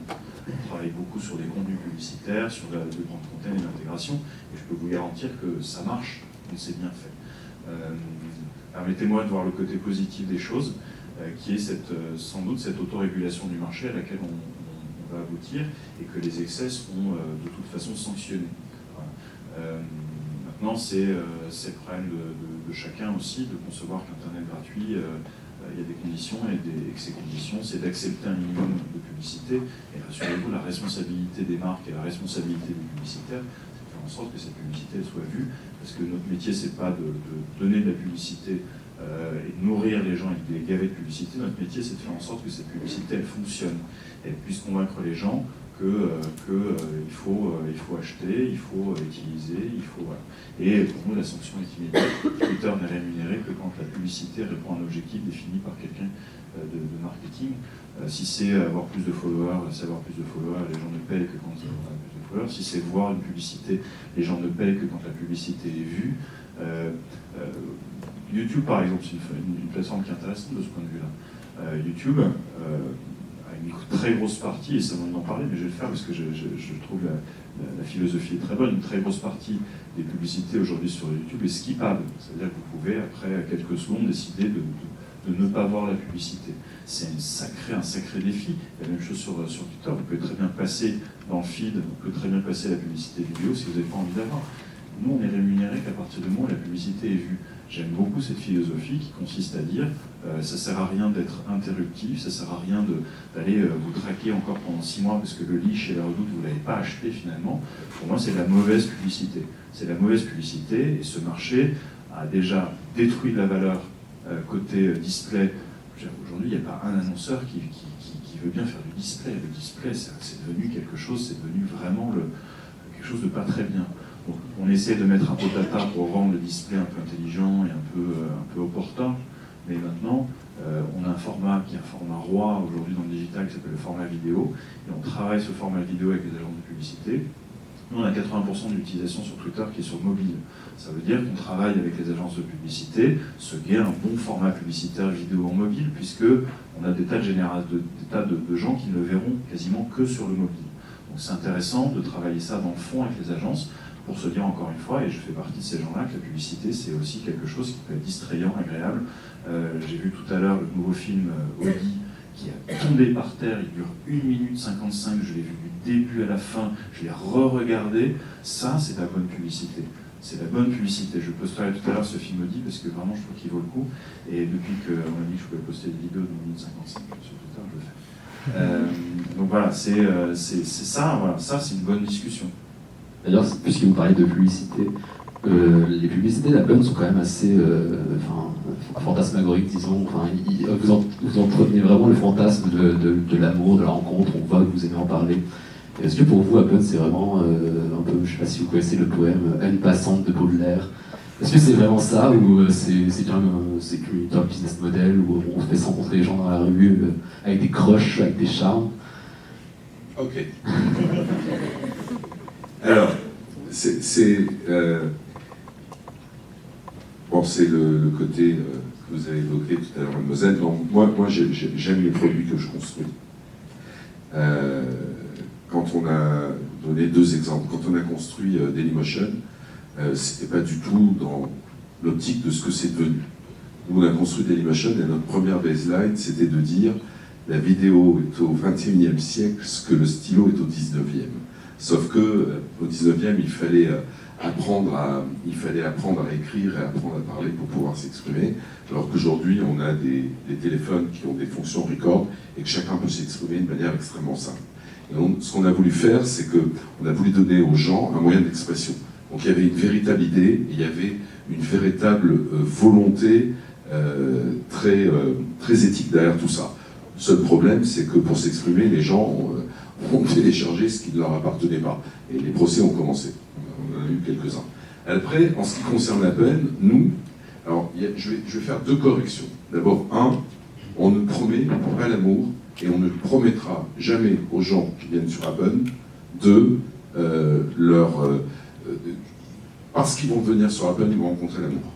Parce qu'aussi, les discours ont beaucoup changé en quelques années. Et aujourd'hui, je pense qu'on traite souvent les apps comme Apple, enfin Tinder beaucoup plus que nous, comme des apps de hook-up, de shop. Ce qu'on fait, je crois que tout un chacun a un désir. Ce désir, c'est d'être amoureux. Le problème, c'est qu'aujourd'hui, les gens, pour être amoureux, ils procèdent de manière tout à fait différente qu'autrefois. Autrefois, on se rencontrait, on parlait, on tombait peut-être amoureux, et puis ensuite on se mariait, et enfin, on avait des relations sexuelles. J'allais dire on baisait, mais bon. Désolé. Aujourd'hui, ça ne se passe pas comme ça. Aujourd'hui, on commence par avoir des relations sexuelles, et peut-être que dans les relations sexuelles qu'on a eues, on va peut-être tomber amoureux d'une personne avec qui on a passé la nuit hier. Et le souci aujourd'hui des gens, et c'est un souci réel, parce qu'il n'y a qu'à voir le succès que les applications de dating ont, c'est qu'ils ont du mal à se rencontrer. Donc nous, ce qu'on veut donner aux gens, notre mission c'est quoi? C'est de les aider à se rencontrer. Et derrière, ils font ce qu'ils veulent, on s'en fout complètement. On ne leur dit pas venez sur Apple pour vous aimer, on dit venez sur Apple, grâce à Apple, vous allez vous réapproprier finalement toutes les occasions manquées de votre vie réelle. C'est pas compliqué, hein, c'était le Craig Connection aux États-Unis, c'était les transports amoureux de libération. Tout le monde a connu cette situation dans sa vie. J'ai croisé ce matin dans le métro un beau gosse, j'avais trop envie de lui parler, Et puis au moment où j'allais me décider à lui parler, ben, il est sorti de la rame de métro. Happen, on répond à ça. Avec Happen, vous avez le pouvoir de vous. C'est une espèce de super pouvoir pour revenir dans votre vie réelle. C'est un outil digital qui vous permet de vous réapproprier les occasions manquées. Voilà. Donc, mais il n'y a pas d'idée, on ne promet rien d'autre. On aide les gens à se rencontrer. Et il y a un vrai besoin. Moi, ce qui m'intéressait aussi, c'est en fait, sur Happen, je ne sais pas si tout le monde sait comment ça marche, mais on a des profils. Et sur chaque profil, il faut choisir 4-5 photos, une description. Et du coup, quand on l'utilise, on se rend compte qu'il y a une sorte de construction de soi pour séduire le plus rapidement possible, parce que sur Happen, comme sur Tinder, on passe rapidement à autre chose. Donc il y a une espèce de processus de séduction très rapide. Et moi, ce qui m'intéressait, c'est de savoir si ça avait, peut-être demander à vous, Monsieur Cardon, si ça avait un impact sur est-ce que notre soi numérique avait un impact sur ce qu'on est dans la vie réelle? Bon, c'est devenu effectivement dans nos sociétés une grande machine de fabrication d'individus, le numérique, les réseaux sociaux, les sites de rencontres. Moi, je signe tout à fait ce que vous venez de dire sur les transformations de la rencontre. Il ne faut peut-être pas inverser toutes les phases, etc. Mais en fait, l'idée et le numérique pousse beaucoup à ça. Hein, c'est l'idée qu'en fait, on voudrait vivre plusieurs vies en même temps. Et donc, ce que permet le réseau social, ce que permet Twitter, ce que permet Apple, ce que permet les fiches d'identité sur Facebook, c'est finalement de densifier, d'intensifier notre sentiment d'existence en offrant des opportunités. Donc, ce qui nous accroche à ce système, c'est effectivement qu'on élargit le cercle de ces opportunités de rencontres, de dialogue, de discussion, de partage de liens, etc., etc. Et que pour le faire, on doit se produire soi-même. Et se produire soi-même, c'est ce travail immense qui est se sculpter soi-même. Alors, se sculpter soi-même, c'est pas nouveau. Hein. On a toujours, dans des situations sociales particulières, essayé de se présenter de la meilleure façon possible, de s'attaquer à son public, d'essayer de produire des traits identitaires qui puissent approcher la personne. Les réseaux sociaux, ils ont intensifié ce travail de construction de soi qui est assez fascinant. Moi, je travaille beaucoup sur le Facebook avec des données, Facebook aussi là. Bon, c'est très frappant. Alors évidemment, les publications sur Facebook qui ont le plus de likes et de commentaires, c'est la photo. Et c'est parmi les photos la photo de profil. Et dans la photo de profil, il y a un exercice qui donne systématiquement le même résultat. C'est quand on met une photo de profil qui n'a pas de likes et de commentaires, on est sûr qu'elle va être enlevée parce que une heure après, on va en tester une autre pour avoir des likes et des commentaires. Donc on voit bien qu'on a une dimension de construction de soi qu'on pourrait dire un peu narcissique, c'est de produire sa représentation, mais qui n'est pas complètement individualiste. Hein, et j'insiste là-dessus, c'est qu'elle est toujours relationnelle, donc elle est liée aux opportunités sociales qu'elle permet, c'est-à-dire que si elle n'est pas validée et ratifiée par les autres, on voit bien que ça ne fonctionne pas. Et donc, bon, alors évidemment, les publications sur Facebook qui ont le plus de likes et de commentaires, c'est la photo. Et c'est parmi les photos la photo de profil. Et dans la photo de profil, il y a un exercice qui donne systématiquement le même résultat, c'est quand on met une photo de profil qui n'a pas de like et de commentaires, on est sûr qu'elle va être enlevée parce qu'une heure après, on va en tester une autre pour avoir des likes et des commentaires. Donc on voit bien qu'on a une dimension de construction de soi qu'on pourrait dire un peu narcissique, c'est de produire sa représentation, mais qui n'est pas complètement individualiste. Hein, et j'insiste là-dessus, c'est qu'elle est toujours relationnelle, donc elle est liée aux opportunités sociales qu'elle permet, c'est-à-dire que si elle n'est pas validée et ratifiée par les autres, on voit bien que ça ne fonctionne pas. Et donc, en fait, notre image, on l'a construit en fonction des réponses, reconnaissance, mérite, estime, like,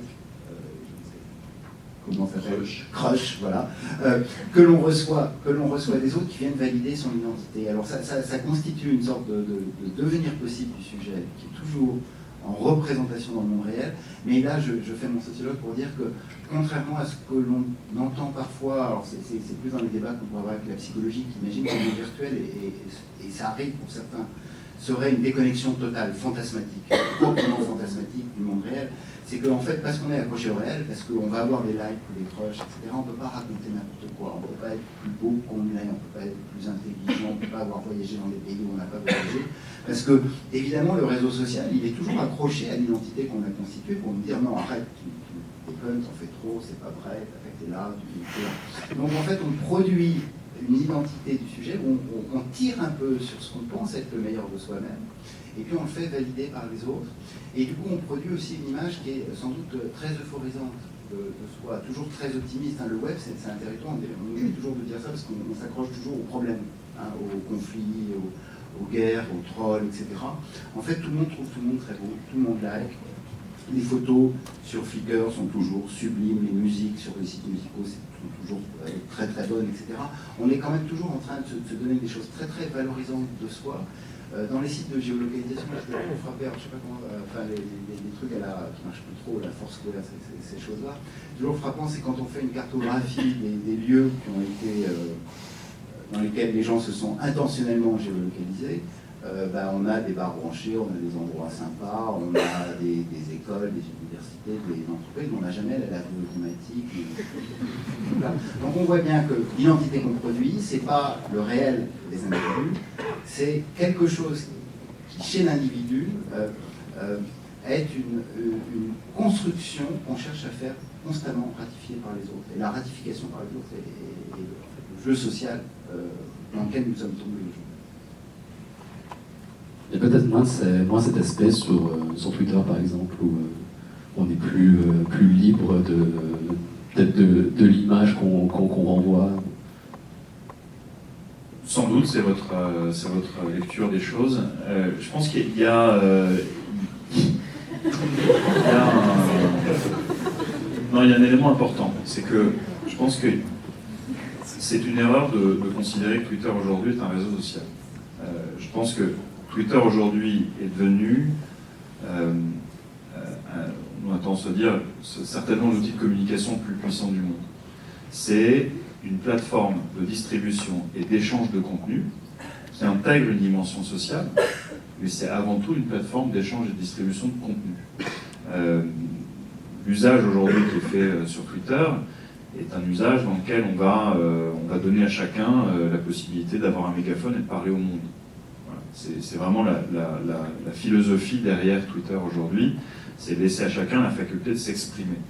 Et on s'aperçoit que les gens saisissent bien volontiers cette occasion de s'exprimer, ils sont très nombreux à le faire quotidiennement, et finalement on s'aperçoit que ce sont des contenus très riches. C'est pas, les gens parlent finalement, j'imagine, beaucoup plus d'autre chose que d'eux-mêmes sur Twitter. On a en France une plateforme qui est très news, par exemple, qui est très dans l'information et dans l'échange de cette information. On dote les gens de plus en plus d'une faculté de donner en live soit du texte, soit de l'image, soit maintenant de la vidéo. Je ne sais pas si vous avez testé Periscope.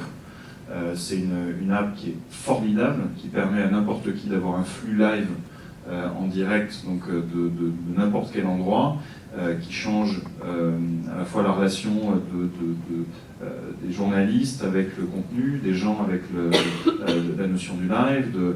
Je trouve qu'on est dans un univers où effectivement les gens peuvent continuer à se raconter des histoires, mais en tout cas, nous on les incite à raconter des histoires qui sont de plus en plus vraies, de plus en plus live, de plus en plus publiques, et qui amènent des conversations.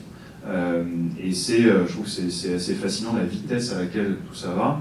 On a encore quelques temps, Twitter a été considéré comme une petite chose à destination des journalistes et sur des microcosmes très parisiens. Je peux vous garantir qu'aujourd'hui, c'est plus du tout le cas et qu'on est vraiment dans une phase d'accélération, justement, où on devient cette plateforme extrêmement puissante d'échange et de distribution de contenu. C'est marrant ce que vous disiez tout à l'heure. Sachez qu'une vidéo sur Twitter est 6 fois plus retweetée qu'une image, et encore plus qu'un texte. On est en train de voir, nous, une accélération formidable, par exemple, de l'engagement. Depuis qu'on a remplacé l'étoile par un cœur, on s'aperçoit que, effectivement, les gens cherchent à avoir des possibilités d'engager, d'émettre des opinions, et ils partagent de plus en plus. Donc, moi, je trouve que c'est encore une fois des usages qui sont sans doute, qui sont en permanente évolution. À nous de fournir les bonnes technologies, à nous de fournir les bons supports pour suivre les évolutions de la société. Il y a quand même j'interviens sur l'image, alors, bien sûr, l'image, la vidéo, et en effet, la vidéo est beaucoup plus... c'est un outil qui est beaucoup plus responsif. Il y a des réponses incroyables sur la vidéo. Et il y a aussi une espèce comme ça de présence, d'omniprésence de l'image dans tout le digital. C'est les Pinterest et compagnie. Et dans le monde de la rencontre, l'image, c'est quelque chose évidemment de très important parce que c'est le premier contact qu'on a avec l'autre. Et en même temps, nous, on considère que l'image, ça nous gêne un peu. Pourquoi ? Parce qu'on aurait tendance à limiter la rencontre avec des gens qui sont beaux ou qui nous plaisent. Et par exemple, dans ce désir de pouvoir aider les gens à se connecter, on va réintroduire très bientôt la possibilité d'un texte qui pourra être une première accroche que chacun pourra envoyer à l'autre, au lieu d'envoyer son image, le charme, disant « j'ai envie de te rencontrer », et d'envoyer une image de soi, on va autoriser les gens à envoyer un texte. Parce qu'il y a quand même l'intelligence, la drôlerie, c'est quand même un moyen absolument incroyable pour rencontrer l'autre. Donc l'image est très très présente, mais on essaye, nous, de permettre à tout le monde de s'exprimer de manière bien différente. Sympa de laisser une chance aux moches. Alors attendez, je réfléchis à une réponse pertinente. Sur Peuplade, je ne sais pas, Peuplade est un très vieux site de l'histoire historique du web français qui était un site de voisins, et il refusait l'image, parce qu'il voulait que les voisins se rencontrent. C'est ce risque que nous pensons. Voilà. Donc, voilà. Mais bientôt, on aura... on veut vraiment enrichir la possibilité de rencontre. Donc on a parlé du texte, là, on a parlé de l'image, on a parlé de la vidéo, mais très bien des images. Et bientôt, vous pourrez avoir la voix. Au mois de janvier, il y aura la voix sur Apple, qui permettra aussi, c'est un formidable vecteur de transmission de l'émotion, donc de rencontre. Et 2 mois plus tard, vous aurez quelque chose qui est matinée de vidéo, vous verrez, c'est très sympa. Ah ouais, je tease, ah ouais. Bien, c'est mon métier. On va rester sur les images. Alors on a une petite tradition lundi, c'est de faire un petit jeu. Il va nous servir d'introduction à notre 3e partie. Donc on parlait beaucoup des fantasmes vidéo numérique ou big data. Eh bien on va les aborder à travers les films qui ont ponctué ce débat sur le big data depuis une vingtaine d'années. Donc notre petit jeu, ce sera cinéma et big data. Donc on a choisi 5 films pour savoir un peu si vous les avez vus, ce que vous en pensez, est-ce qu'on tombe dans la caricature sur ce débat du big data ou est-ce qu'au contraire ils apportent des éléments intéressants pour réfléchir dans notre débat. Le premier c'est Minority Report. Donc là on est clairement dans la dystopie. Alors, on va ouvrir un nouveau bureau Twitter à Paris au mois de mars, avril, de la fin du premier trimestre. Et un des éléments de brief qu'on a pour ce nouveau bureau, c'est de permettre aux gens de découvrir instantanément ce qu'est Twitter. Et en fait, dans le brief qu'on a fait aux architectes, il y a vraiment cette notion de donner aux gens la visualisation de la data. On passe d'une salle de presse des années 70, qui était la salle du Washington Post, avec des choses très sages. Après, dans les années 80, c'est le règne de CNN. Dans les années 90, c'est la visualisation à travers le Nasdaq et à travers ces images qui bougent. Et on se demande aujourd'hui quelle sera la visualisation de la data, de cette information qui navigue, qui vit, qui meurt, qui passe d'un format vidéo à un format texte, d'un format texte à un format son. Et donc, on s'est beaucoup inspiré de Minority Report, et il y a pas mal de vidéos qui circulent sur le web sur justement cette data visualisation qui est extrêmement spectaculaire, et j'espère qu'on pourra vous accueillir les mardis dans le nouveau bureau de Twitter un jour pour vous montrer qu'on ne sera pas très loin de ça, et que sur la data visualisation, c'est absolument génial. Je peux dire un mot sur parce que ça c'est le problème du sociologue avec la science-fiction, parce que moi je pense que c'est un argument que je dis en faisant un peu fort, que la science-fiction est très mauvaise prospectiviste en fait. Et donc bon, alors par ailleurs c'est magnifique, moi j'aime beaucoup, surtout Minority Report, c'est vraiment, enfin Cadix, c'est vraiment voilà, bon auteur, mais le précog nous a mis dans la tête une idée complètement fausse de la prédiction. Et donc moi je ne voudrais pas vous ennuyer avec la statistique. Donc le précog, hein, c'est le fait de pouvoir deviner à l'avance et avec certitude un acte déterministe, c'est-à-dire que la cause A, B et C réunies provoquent l'effet de façon déterminée.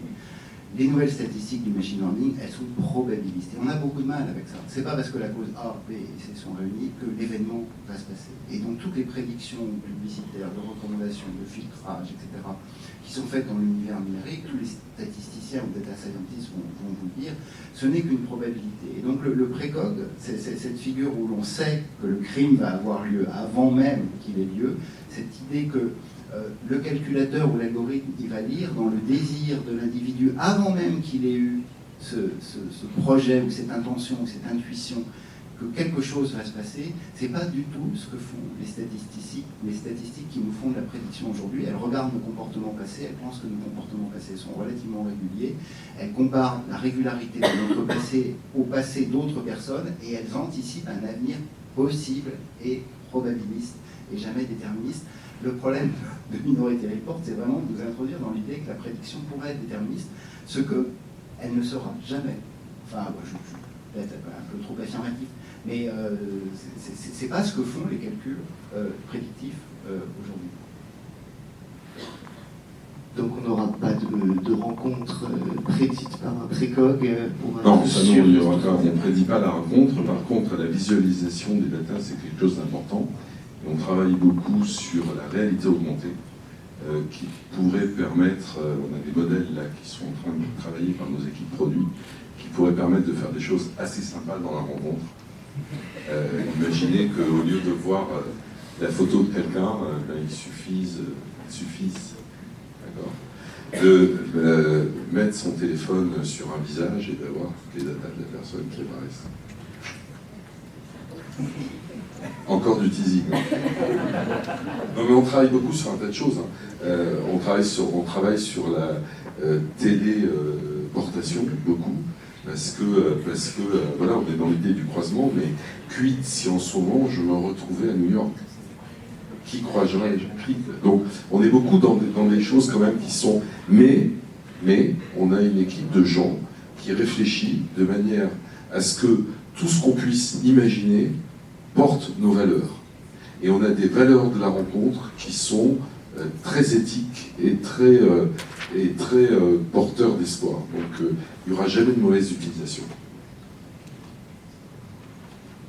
Bon, on va quitter un peu la science-fiction dans laquelle vous avez fait sauter à pieds joints pour un film, là encore peut-être un peu pessimiste sur la data, Citizenfour, donc qui raconte l'histoire de Snowden et la façon avec laquelle il a diffusé ses datas. Est-ce que vous l'avez vu? Qu'est-ce qui vous a inspiré, Monsieur Cardon? Oui, c'est un excellent film. Hein, c'est vraiment, bon, je ne sais pas que dire. Ce qui est très frappant, c'est que depuis 2 ans et demi, 3 ans maintenant, hein, depuis l'affaire Snowden, le débat sur les données privées a changé. Il était dans l'histoire des données privées, la CNIL s'est constituée à cause de l'État, de la surveillance par l'État. Et puis ensuite, c'est la question de la surveillance par les entreprises privées qui est devenue le cœur du débat, Google, Facebook et ces données privées. Et tout d'un coup, Snowden nous a rappelé ce que, d'une certaine manière, on avait sans doute un petit peu oublié, c'est qu'en fait, l'État est toujours là, il est incroyablement là, il est là avec des complicités, comme montré Snowden, avec un certain nombre d'acteurs américains pour ces données. Et du coup, il y a quand même un souci nouveau qui arrive. Et en même temps, moi, je ne suis pas du tout dans les thèses paranoïaques sur ces questions. C'est quand même, si on regardait bien la réalité de ces données, c'est qu'elles sont beaucoup plus difficiles à calculer, ce qu'on disait un petit peu au début, que ce que l'on imagine dans le fantasme paranoïaque de la surveillance policière orwellienne. La réalité, c'est que c'est des métadatas, et que les métadatas, c'est pas la même chose que aspirer tous nos contenus. Donc, ça relativise le risque, mais en même temps, ça rend quand même très présent le fait que nous sommes dans une nouvelle forme de surveillance et que moi je crois qu'il faut s'en inquiéter, en tout cas qu'il faut être très très vigilant sur les usages qui sont faits, qui pourraient être faits de ces données, surtout que, je suis trop long, mais il y a des effets d'auto-renforcement de l'État sur les croyances en la possibilité des calculs algorithmiques, qui était un débat dans la loi de programmation militaire, qui dit que si on surveille tous les Français, c'est en partie ce qu'on fait avec les métadata des réseaux, on pourrait détecter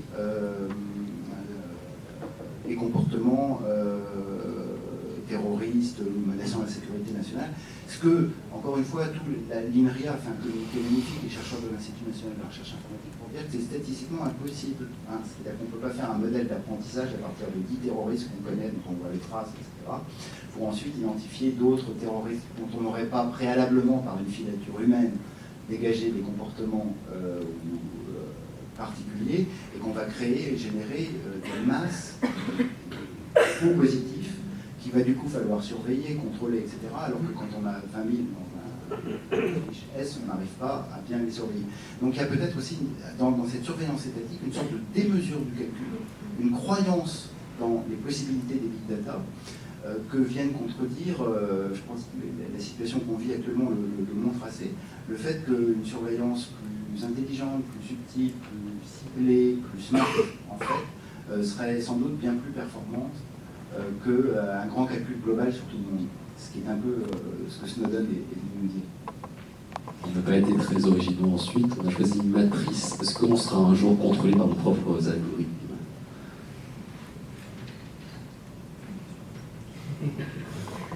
Ça va celui d'avant. Non, je voudrais juste sur Snowden, de manière assez anecdotique, c'est quelqu'un qui est venu sur Twitter cette année. Il a fait péter les scores de nombre de followers en un minimum de temps, je suis hyper jaloux. Et pour nous, c'est un signe intéressant de quelqu'un qui pense qu'il a trouvé sur Twitter quelque chose d'intéressant à utiliser pour lui. Donc c'est plutôt positif. Bon, on a eu aussi des scams qui est arrivé sur Twitter. Chacun voit un peu midi à sa porte. Si Matrix vous inspire moins, on peut passer au suivant. Pas de... Donc 2001, l'Odyssée de l'espace. Là, c'est la science-fiction, mais du passé. Quelle vision ils avaient, eux? On pensait en particulier au petit robot qui prend un peu trop d'ampleur. Dans 2001, il y a HAL, l'ordinateur c'est HAL, qui est un acronyme d'ailleurs d'IBM, en fait, lettre loin. Et on est en plein au moment, je dis ça pour l'histoire des calculs et des big data, dans les années 60-70, le projet d'intelligence artificielle était très haut. On pensait que les machines allaient être intelligentes.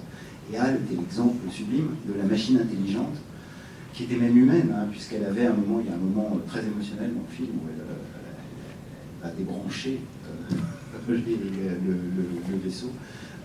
Et à cette époque-là, on pensait, et je pense que c'est le changement qu'amènent les techniques nouvelles des big data, c'est qu'on pensait qu'il fallait mettre l'intelligence sous la forme d'un modèle abstrait dans la machine. C'est-à-dire qu'on allait demander à la machine de reproduire des règles, des syntaxes, des ontologies, d'un raisonnement humain abstrait.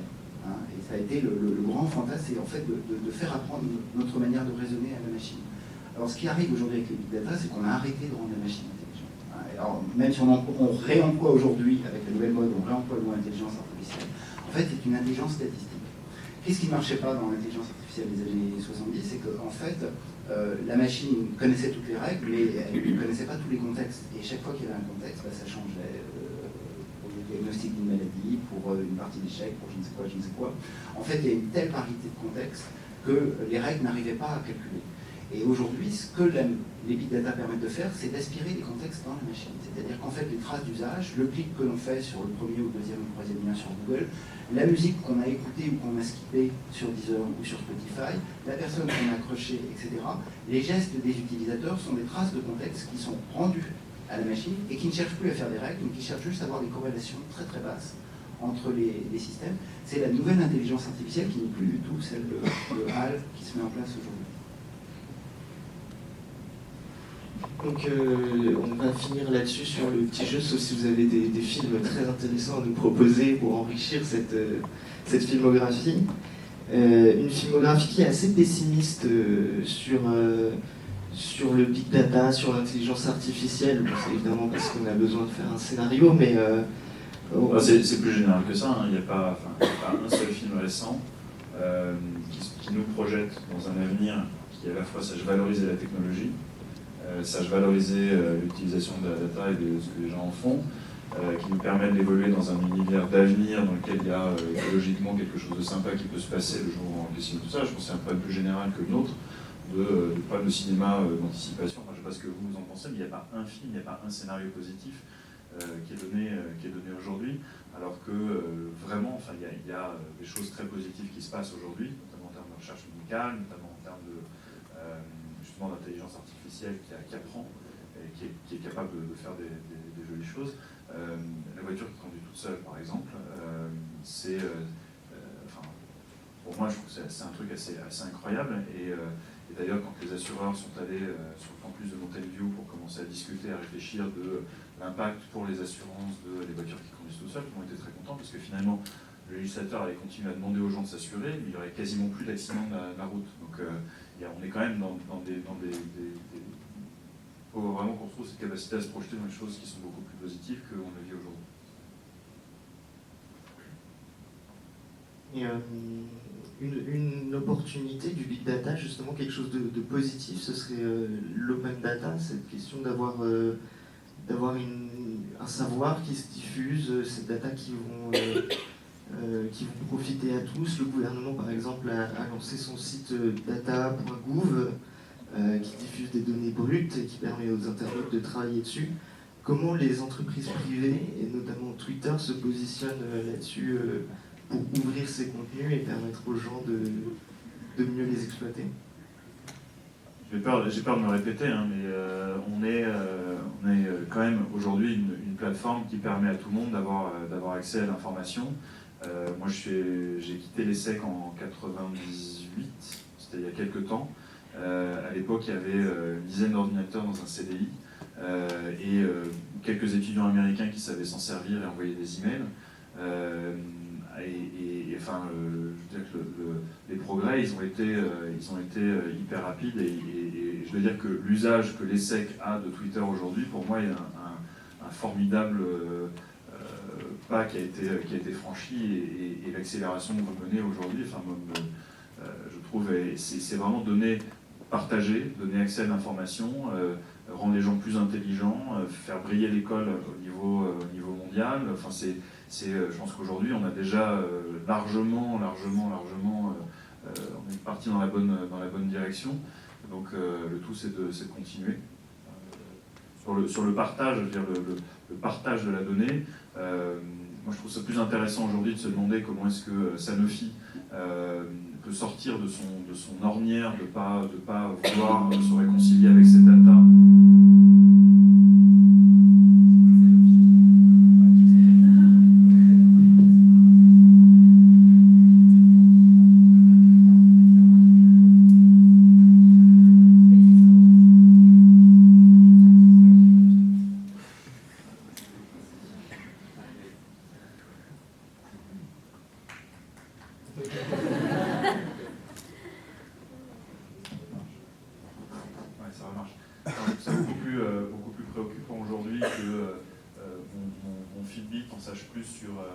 Sur ma santé, sur le sport que je pratique, sur aujourd'hui, Fitbit, Nike et tous ces gens-là ont une promesse d'amélioration de ma santé et d'amélioration de ma vie qui est supérieure à quelqu'un qui fait de la recherche pour produire des pilules qui soignent les gens. Donc je pense qu'il y a un problème aujourd'hui de compréhension par un certain nombre d'entreprises de la bonne utilisation de la data qui change la mission de ces entreprises. Aujourd'hui, c'est une mission qui doit consister à faire en sorte que les gens sont mieux dans leur vie, mieux dans leur corps, et une meilleure durée de vie, et potentiellement de moins en moins besoin de médicaments. Et ça, il faut l'expliquer, il faut vraiment se dire qu'on a tous une mission de réconciliation de nos entreprises, de leur mission, avec l'utilisation de cette data qui peut être extrêmement vertueuse, extrêmement positive. Et vraiment, je pense qu'on n'est qu'au début de juste percevoir en quoi cette data elle est bonne. Elle nécessite des règles, elle nécessite de la gouvernance clarifiée, elle nécessite tout un tas de choses. Je ne dis pas, mais aujourd'hui, je pense qu'il y a nous, on fait partie des plateformes aujourd'hui qui pensent que l'échange de l'information, c'est quelque chose qui, de toute façon, aura des vertus. Il faut l'étendre, on est aujourd'hui garant de plus de débats démocratiques en donnant accès à chacun à la possibilité de dire et de participer, de comprendre, etc. C'est positif. Voilà. Et Monsieur Cardon, vous êtes aussi membre du conseil scientifique de Wikimedia, depuis très récemment il me semble. Et Wikimedia donc vous connaissez tous évidemment Wikipédia, mais également Wikidata. Qu'est-ce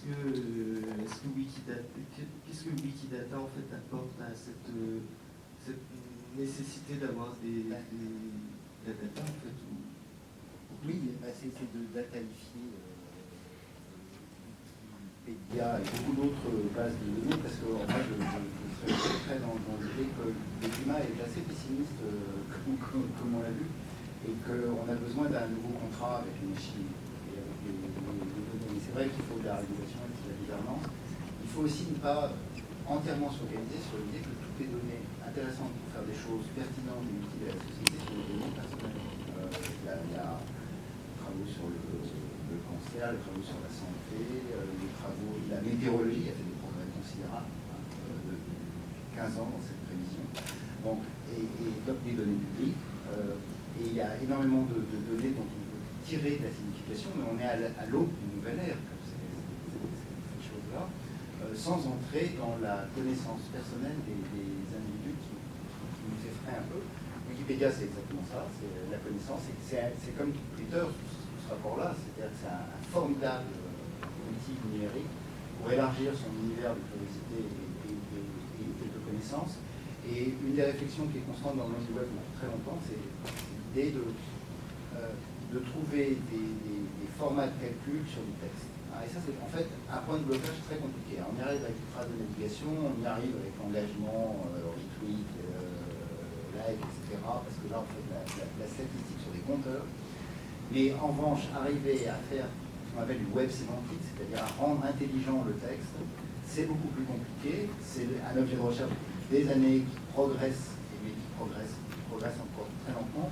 Et Wikipédia, avec un outil qui s'appelle DDPedia, est au cœur d'un des projets de web sémantique importants, d'essayer finalement de faire des systèmes qui permettent de classifier des objets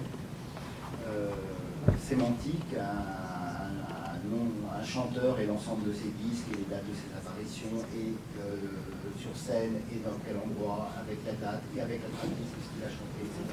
Donc tout d'un coup, on peut partir du nom d'un chanteur très très bas jusqu'au concept qu'il a donné à tel endroit et qu'est-ce qu'il a chanté à telle heure. Donc ça, c'est de la data qui est en même temps du texte, qui s'appuie aussi sur le travail un peu collectif que les communautés doivent faire pour mettre de l'ordre dans ces données. Et ça fait partie du genre de choses que essaie de faire la Wikimedia.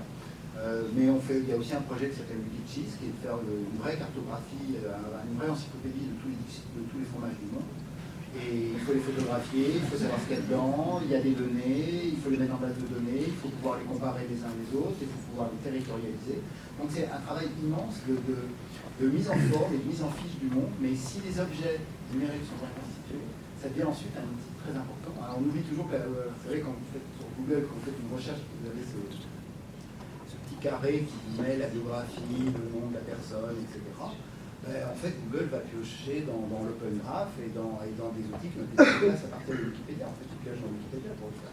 Donc, ce travail qui est fait par la collectivité du web pour produire de la connaissance publique qui pose franchement pas de problème de vie personnelle, c'est une manière d'apporter la connaissance à tous et ensuite d'en faire des outils ouverts à d'autres services pour la réutilisation et avec des données qui sont fiables, bien organisées et réutilisables. Je pense que c'est un élément important qui contribue encore une fois à la pierre positive de l'édifice. En fait, dans le succès de Twitter et dans le succès d'un certain nombre de sites, il y a la spontanéité. Il y a le fait qu'aujourd'hui, pour faire une bonne vidéo, quand on est un YouTuber, il y a une relation de vérité dans la vidéo qu'on fait. Quand on est sur Twitter, il y a les hashtags porte ouverte.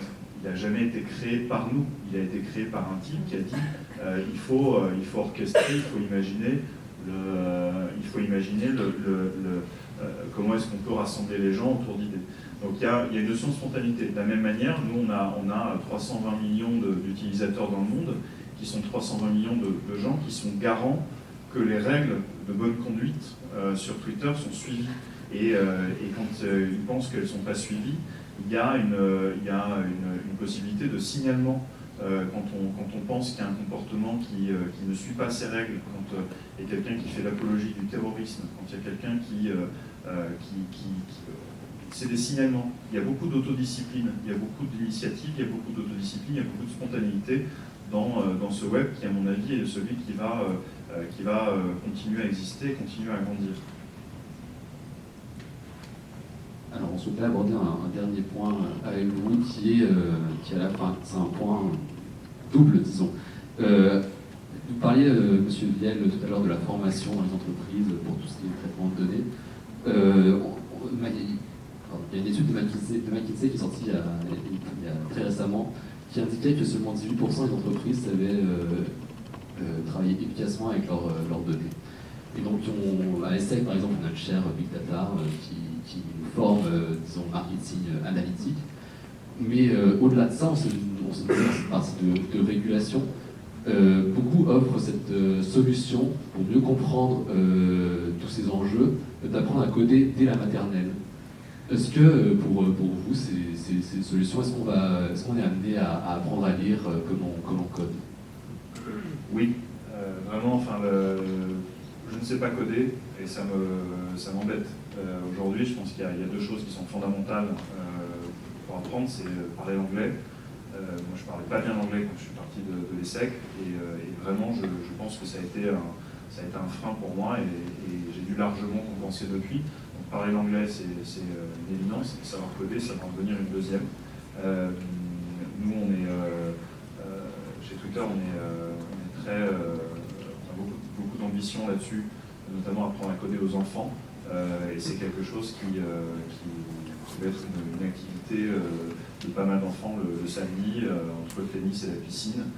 Ça va être d'apprendre à coder parce que effectivement les choses vont pas assez vite côté école, sans doute, et que ça va devenir quelque chose que les parents paieront au même titre qu'un cours particulier. Donc ça, on y croit beaucoup. Enfin, moi, j'y crois beaucoup à titre personnel.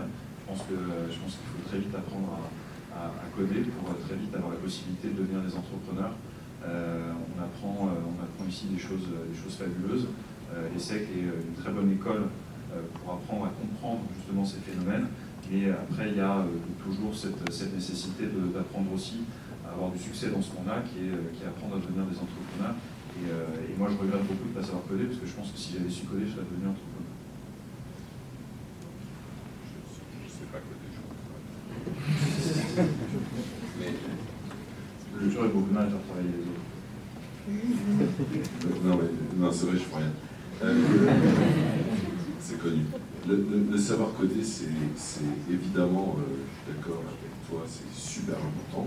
Après, c'est pas parce qu'on sait coder qu'on est un bon data scientist. Un data scientist, c'est très souvent des gens qui sont passés par des écoles comme Centrale, Polytechnique, qui ensuite font des masters de Big Data, un des meilleurs aujourd'hui à Télécom Paris, etc. Donc, être data scientist, il faut un autre bagage que simplement savoir coder. Même chose, je pense que c'est important. Enfin, ça devient complètement essentiel. Donc, ça fait partie des compétences. Ça permet qu'on fasse attention sur qu'est-ce que ça veut dire savoir coder. Parce qu'en fait, on sait tous un peu coder. Vous allez faire des scripts sur ça. Et effectivement, on ne va pas demander à tous les gamins de France de faire du C, de faire du Python. Mais en revanche, faire de la base de données, savoir faire de l'HTML, savoir produire du texte numérique, savoir éditer en numérique de la vidéo, de l'impression, etc. Ça devient une compétence complètement essentielle. Et ça devient aussi une compétence pour ne pas se laisser, parce que moi je pense dans le nouveau contrat de la machine, c'est ça qui est en jeu, c'est de ne pas se laisser intimider par les machines et surtout par ceux qui le fabriquent comme étant les normaliens polytechniciens surdoués qui font les il faut, même si on ne sait pas les faire, il faut savoir comprendre ce qu'ils font vaguement, voir quelle est l'intention, voir comment s'opère le travail des données. Et du coup, pour ça, il faut l'avoir fait soi-même. Et faire ça soi-même dans le travail éducatif, cette manipulation très tactile, très pratique, très un peu harassante, hein, parce que moi je plaide un peu, c'est que voilà, sur les données, on passe beaucoup de temps, on se demande, on dit quand même de temps en temps qu'on va mieux à faire que ce qu'on est en train de faire.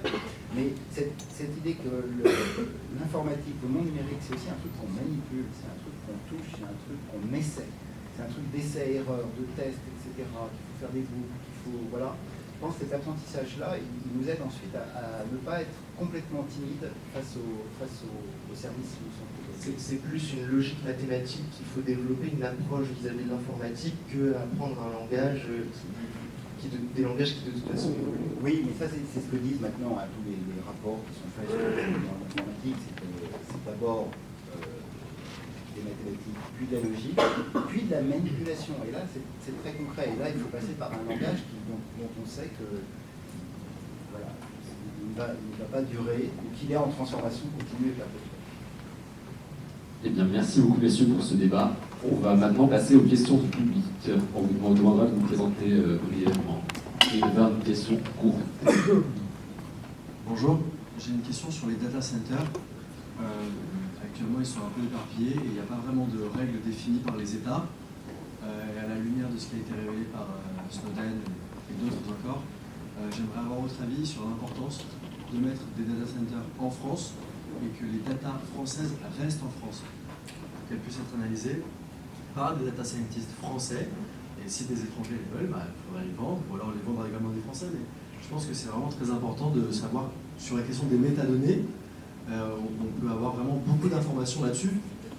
Donc à quel point est-ce que ça peut être dangereux ou pas? Enfin, je sais pas, j'aimerais avoir votre avis là-dessus. Et puis on laisse tomber l'Europe aussi. Non, c'est juste une idée comme ça. Pourquoi est-ce qu'on donnerait une matière première à d'autres pays? C'est ça la question. Parce que si le data c'est une matière première, à l'image par exemple, je sais pas, prenons du pétrole ou du maïs ou autre chose, pourquoi est-ce qu'on va donner ça gratuitement à d'autres pays? Pourquoi est-ce qu'on ne peut pas garder cette donnée pour nous, pour que le pays puisse produire plus avec ces données qui sont faites ici, quoi? Le monde Internet, c'est un monde extrêmement ouvert, c'est un monde sans barrière, c'est un monde qui favorise les rapports entre les gens, quelle que soit leur nationalité. Alors c'est marrant parce qu'on est en train d'ouvrir Apple à Moscou. Et on a un problème, c'est que les Russes, je pense que tu connais le problème, les Russes imposent à partir du 1er janvier que toutes les datas qui seront autour des utilisateurs russes soient stockées en Russie. Moi, personnellement, je suis tout à fait contre. Je trouve que c'est mettre des barrières là où il ne faut pas en mettre. Je pense qu'il faut une régulation et je pense que les datas, elles ont un côté, je dirais, extrêmement libre, extrêmement international. Après, il faut mettre des protections, mais certainement pas des protections nationales. Moi, je suis d'accord, je veux juste ajouter un mot, c'est que les données n'appartiennent pas à une nation. Elles appartiennent à celui qui les a données. Et peut-être que si on faisait d'abord respecter le fait que nous sommes possesseurs de nos données, même quand nous les confions, proposons à un service et qu'on puisse les récupérer, qu'on puisse les effacer, etc., moi je pense que conquérir ce droit est plus important que la nationalité des serveurs, qui est, de toute façon, c'est une cause perdue dans le monde de l'Internet. Je pense que l'exemple de la Russie est tout à fait le bon. Simplement, les boîtes Internet aujourd'hui sont suffisamment riches pour partir de Russie, si jamais elles sont contraintes de donner les clés de leur serveur à quelqu'un qui peut potentiellement en faire un mauvais usage. Parce que les raisons pour lesquelles la Russie veut récupérer la main sur les serveurs est très différente dans la philosophie, dans l'esprit de ce que vous décrivez. Moi, je pense qu'il y a des tentatives de réflexion autour de ça. Il faut qu'on ait ces réflexions-là. Le projet de loi numérique d'Axel Lemaire est un moment où on se pose et on réfléchit à ce genre de choses. Je ne sais pas ce qui va en être fait et vraiment on souhaite tous qu'un maximum de choses soient faites, mais effectivement aujourd'hui c'est une occasion aussi de dire que la France a beaucoup d'influence à Bruxelles et qu'il faut inciter plutôt l'Europe à réguler, à réfléchir, plutôt que chaque État européen ait ses propres règles qui rendent des choses complètement inaudibles aux États-Unis en disant ils deviennent fous, pourquoi est-ce que lui décide ça et lui décide ça. Je veux dire, c'est le moment où il faut qu'on ait une réflexion au niveau européen, et je pense que, encore une fois, la France a beaucoup d'influence dans ces décisions et dans les projets. On est ravis qu'il y ait cette discussion. Il était temps qu'elle ait lieu. Si elle a lieu à Bruxelles, c'est encore mieux. Et si elle aboutit à des décisions, c'est encore mieux. Donc c'est dur, ça va être compliqué, mais on apprend chaque jour. Je veux dire, ce qu'on fait de la data aujourd'hui, on n'imaginait pas il y a 10 ans qu'on ferait ça, on n'imaginait pas que nous, 80% de l'usage de Twitter soit sur mobile, et ça change toutes les choses. Ça va vite. Faisons en sorte qu'il y ait un supra-organisme européen qui soit en charge d'aligner chaque pays et d'avoir du poids dans ce qu'on va demander à la Californie, ce qu'on va demander aux États-Unis. Yandex, plus ses serveurs en Russie depuis longtemps, de la même manière. Donc il faut juste savoir comment est-ce qu'on peut avoir du poids dans cette discussion, qui est une discussion qu'il faut avoir. Bonjour, donc on peut se présenter rapidement, Olivier, consultant sur des sujets IT en général, donc assez liés à la data. Et j'aimerais bien avoir votre avis sur le pseudonymat et l'anonymat sur Internet en général.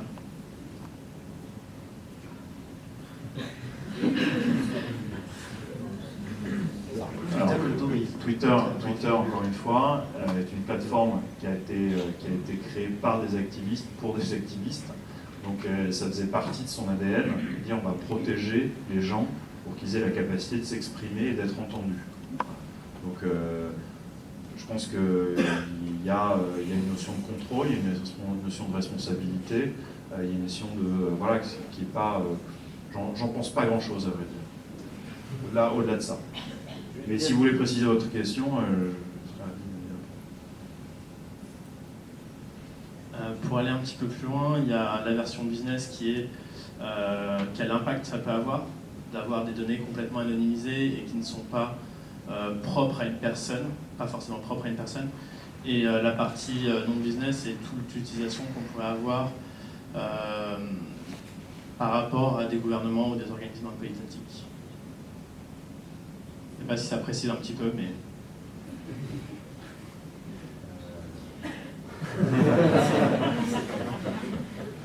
Vous défendez l'anonymat.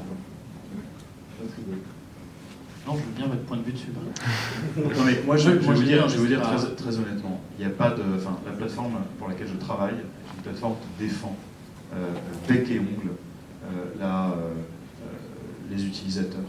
Et que parfois, dans des cas de figure extrêmes, on l'a vu encore récemment, on travaille en bonne intelligence avec certains gouvernements pour faire en sorte qu'on limite la promotion du terrorisme. On a fermé 10 000 comptes après les événements de Je suis Charlie, on a fermé 10 000 comptes Twitter dans le monde. Ça veut dire qu'on a nous-mêmes une autodiscipline, des règles qui sont importantes. Et aujourd'hui, je peux vous garantir que, on va dire, travailler en bonne intelligence avec le gouvernement, ça veut dire savoir aussi leur dire que chacun doit être à sa place. Qu'on est aujourd'hui, nous, garants de la protection des utilisateurs de notre plateforme. C'est ça qui prime.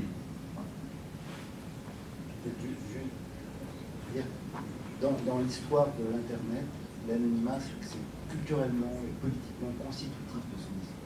Moi, je pense qu'il faut le défendre au titre de la liberté d'expression, au nom de ce qui a été dit aussi, effectivement, de la possibilité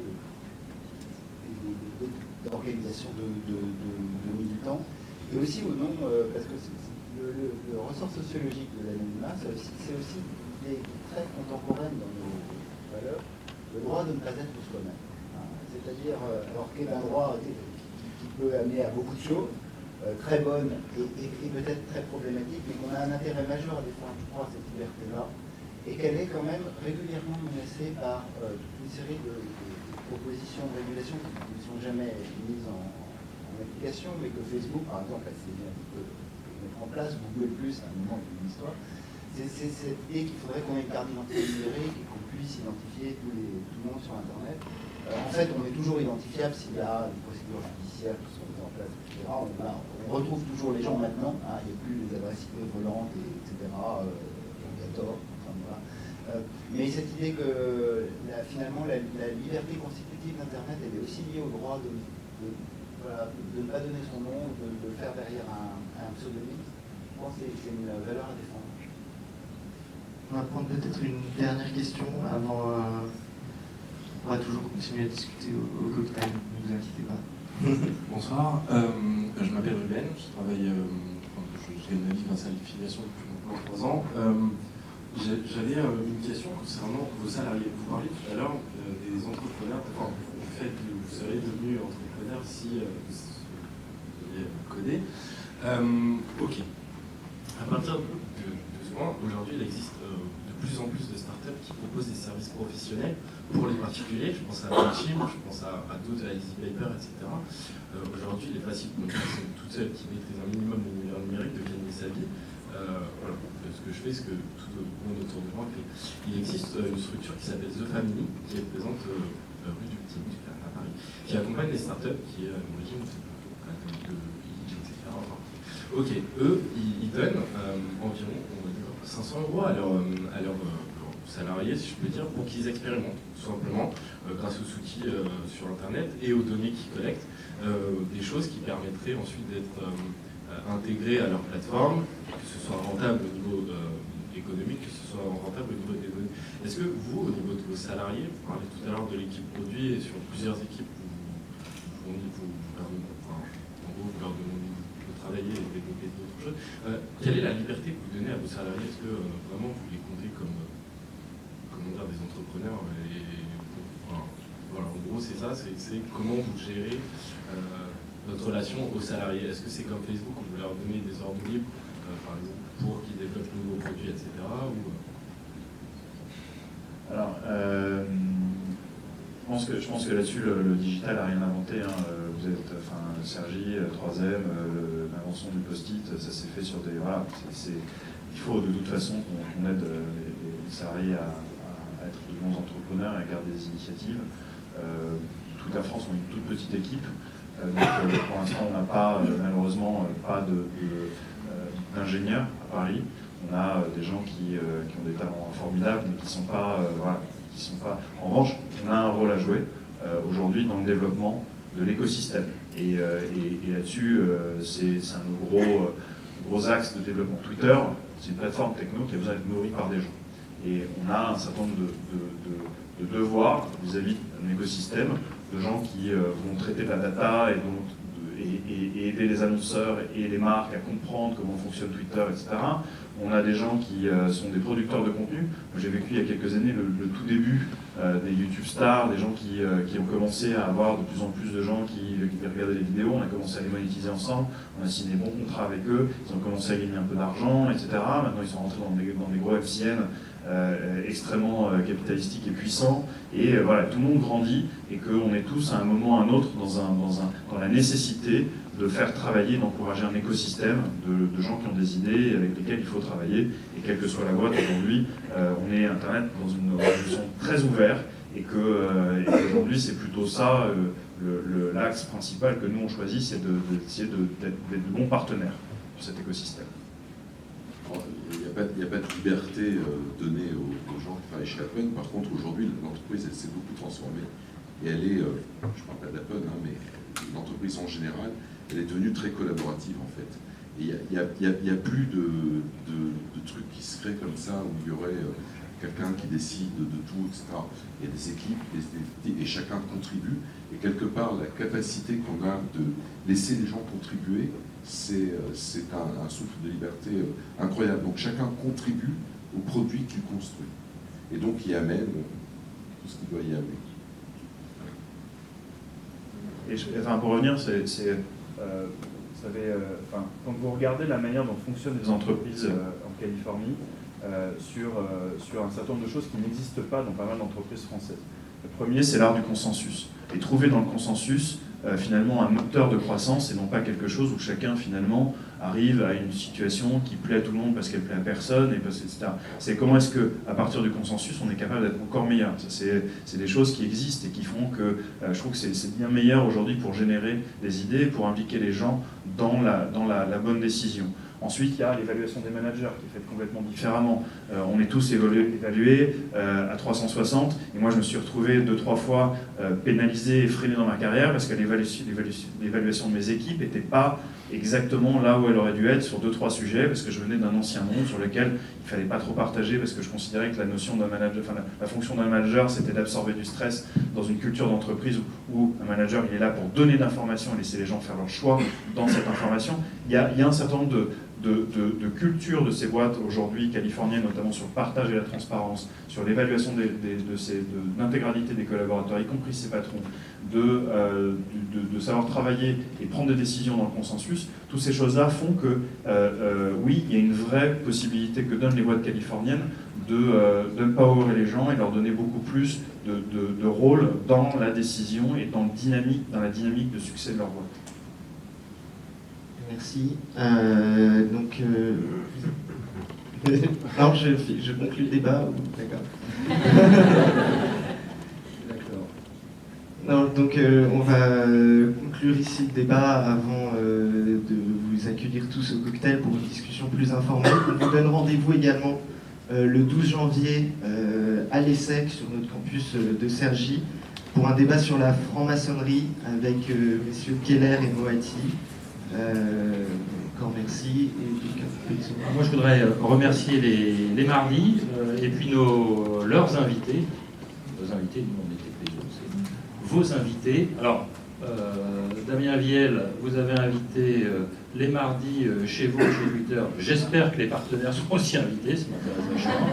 Je voudrais remercier Didier Rapaport, parce que là, c'est le féliciter, parce que sa boîte, c'est quand même l'introduction du cinéma de Claude Lelouch entre le virtuel et puis la vraie vie. Donc je trouve ça absolument formidable. Et puis je voudrais remercier aussi notre ami sociologue pour les précisions utiles qu'il a données. Alors ça m'inquiète un peu puisque je comprends que à l'avenir, si on ne sait pas coder, il a confirmé, on n'était rien. Alors je me console en disant que je suis déjà passé dans le côté vieux et obscur de la force. Alors bon, je vais me laisser aller en pente douce jusqu'à la retraite. En tout cas, un grand merci à tous et puis je vous propose d'aller au cocktail.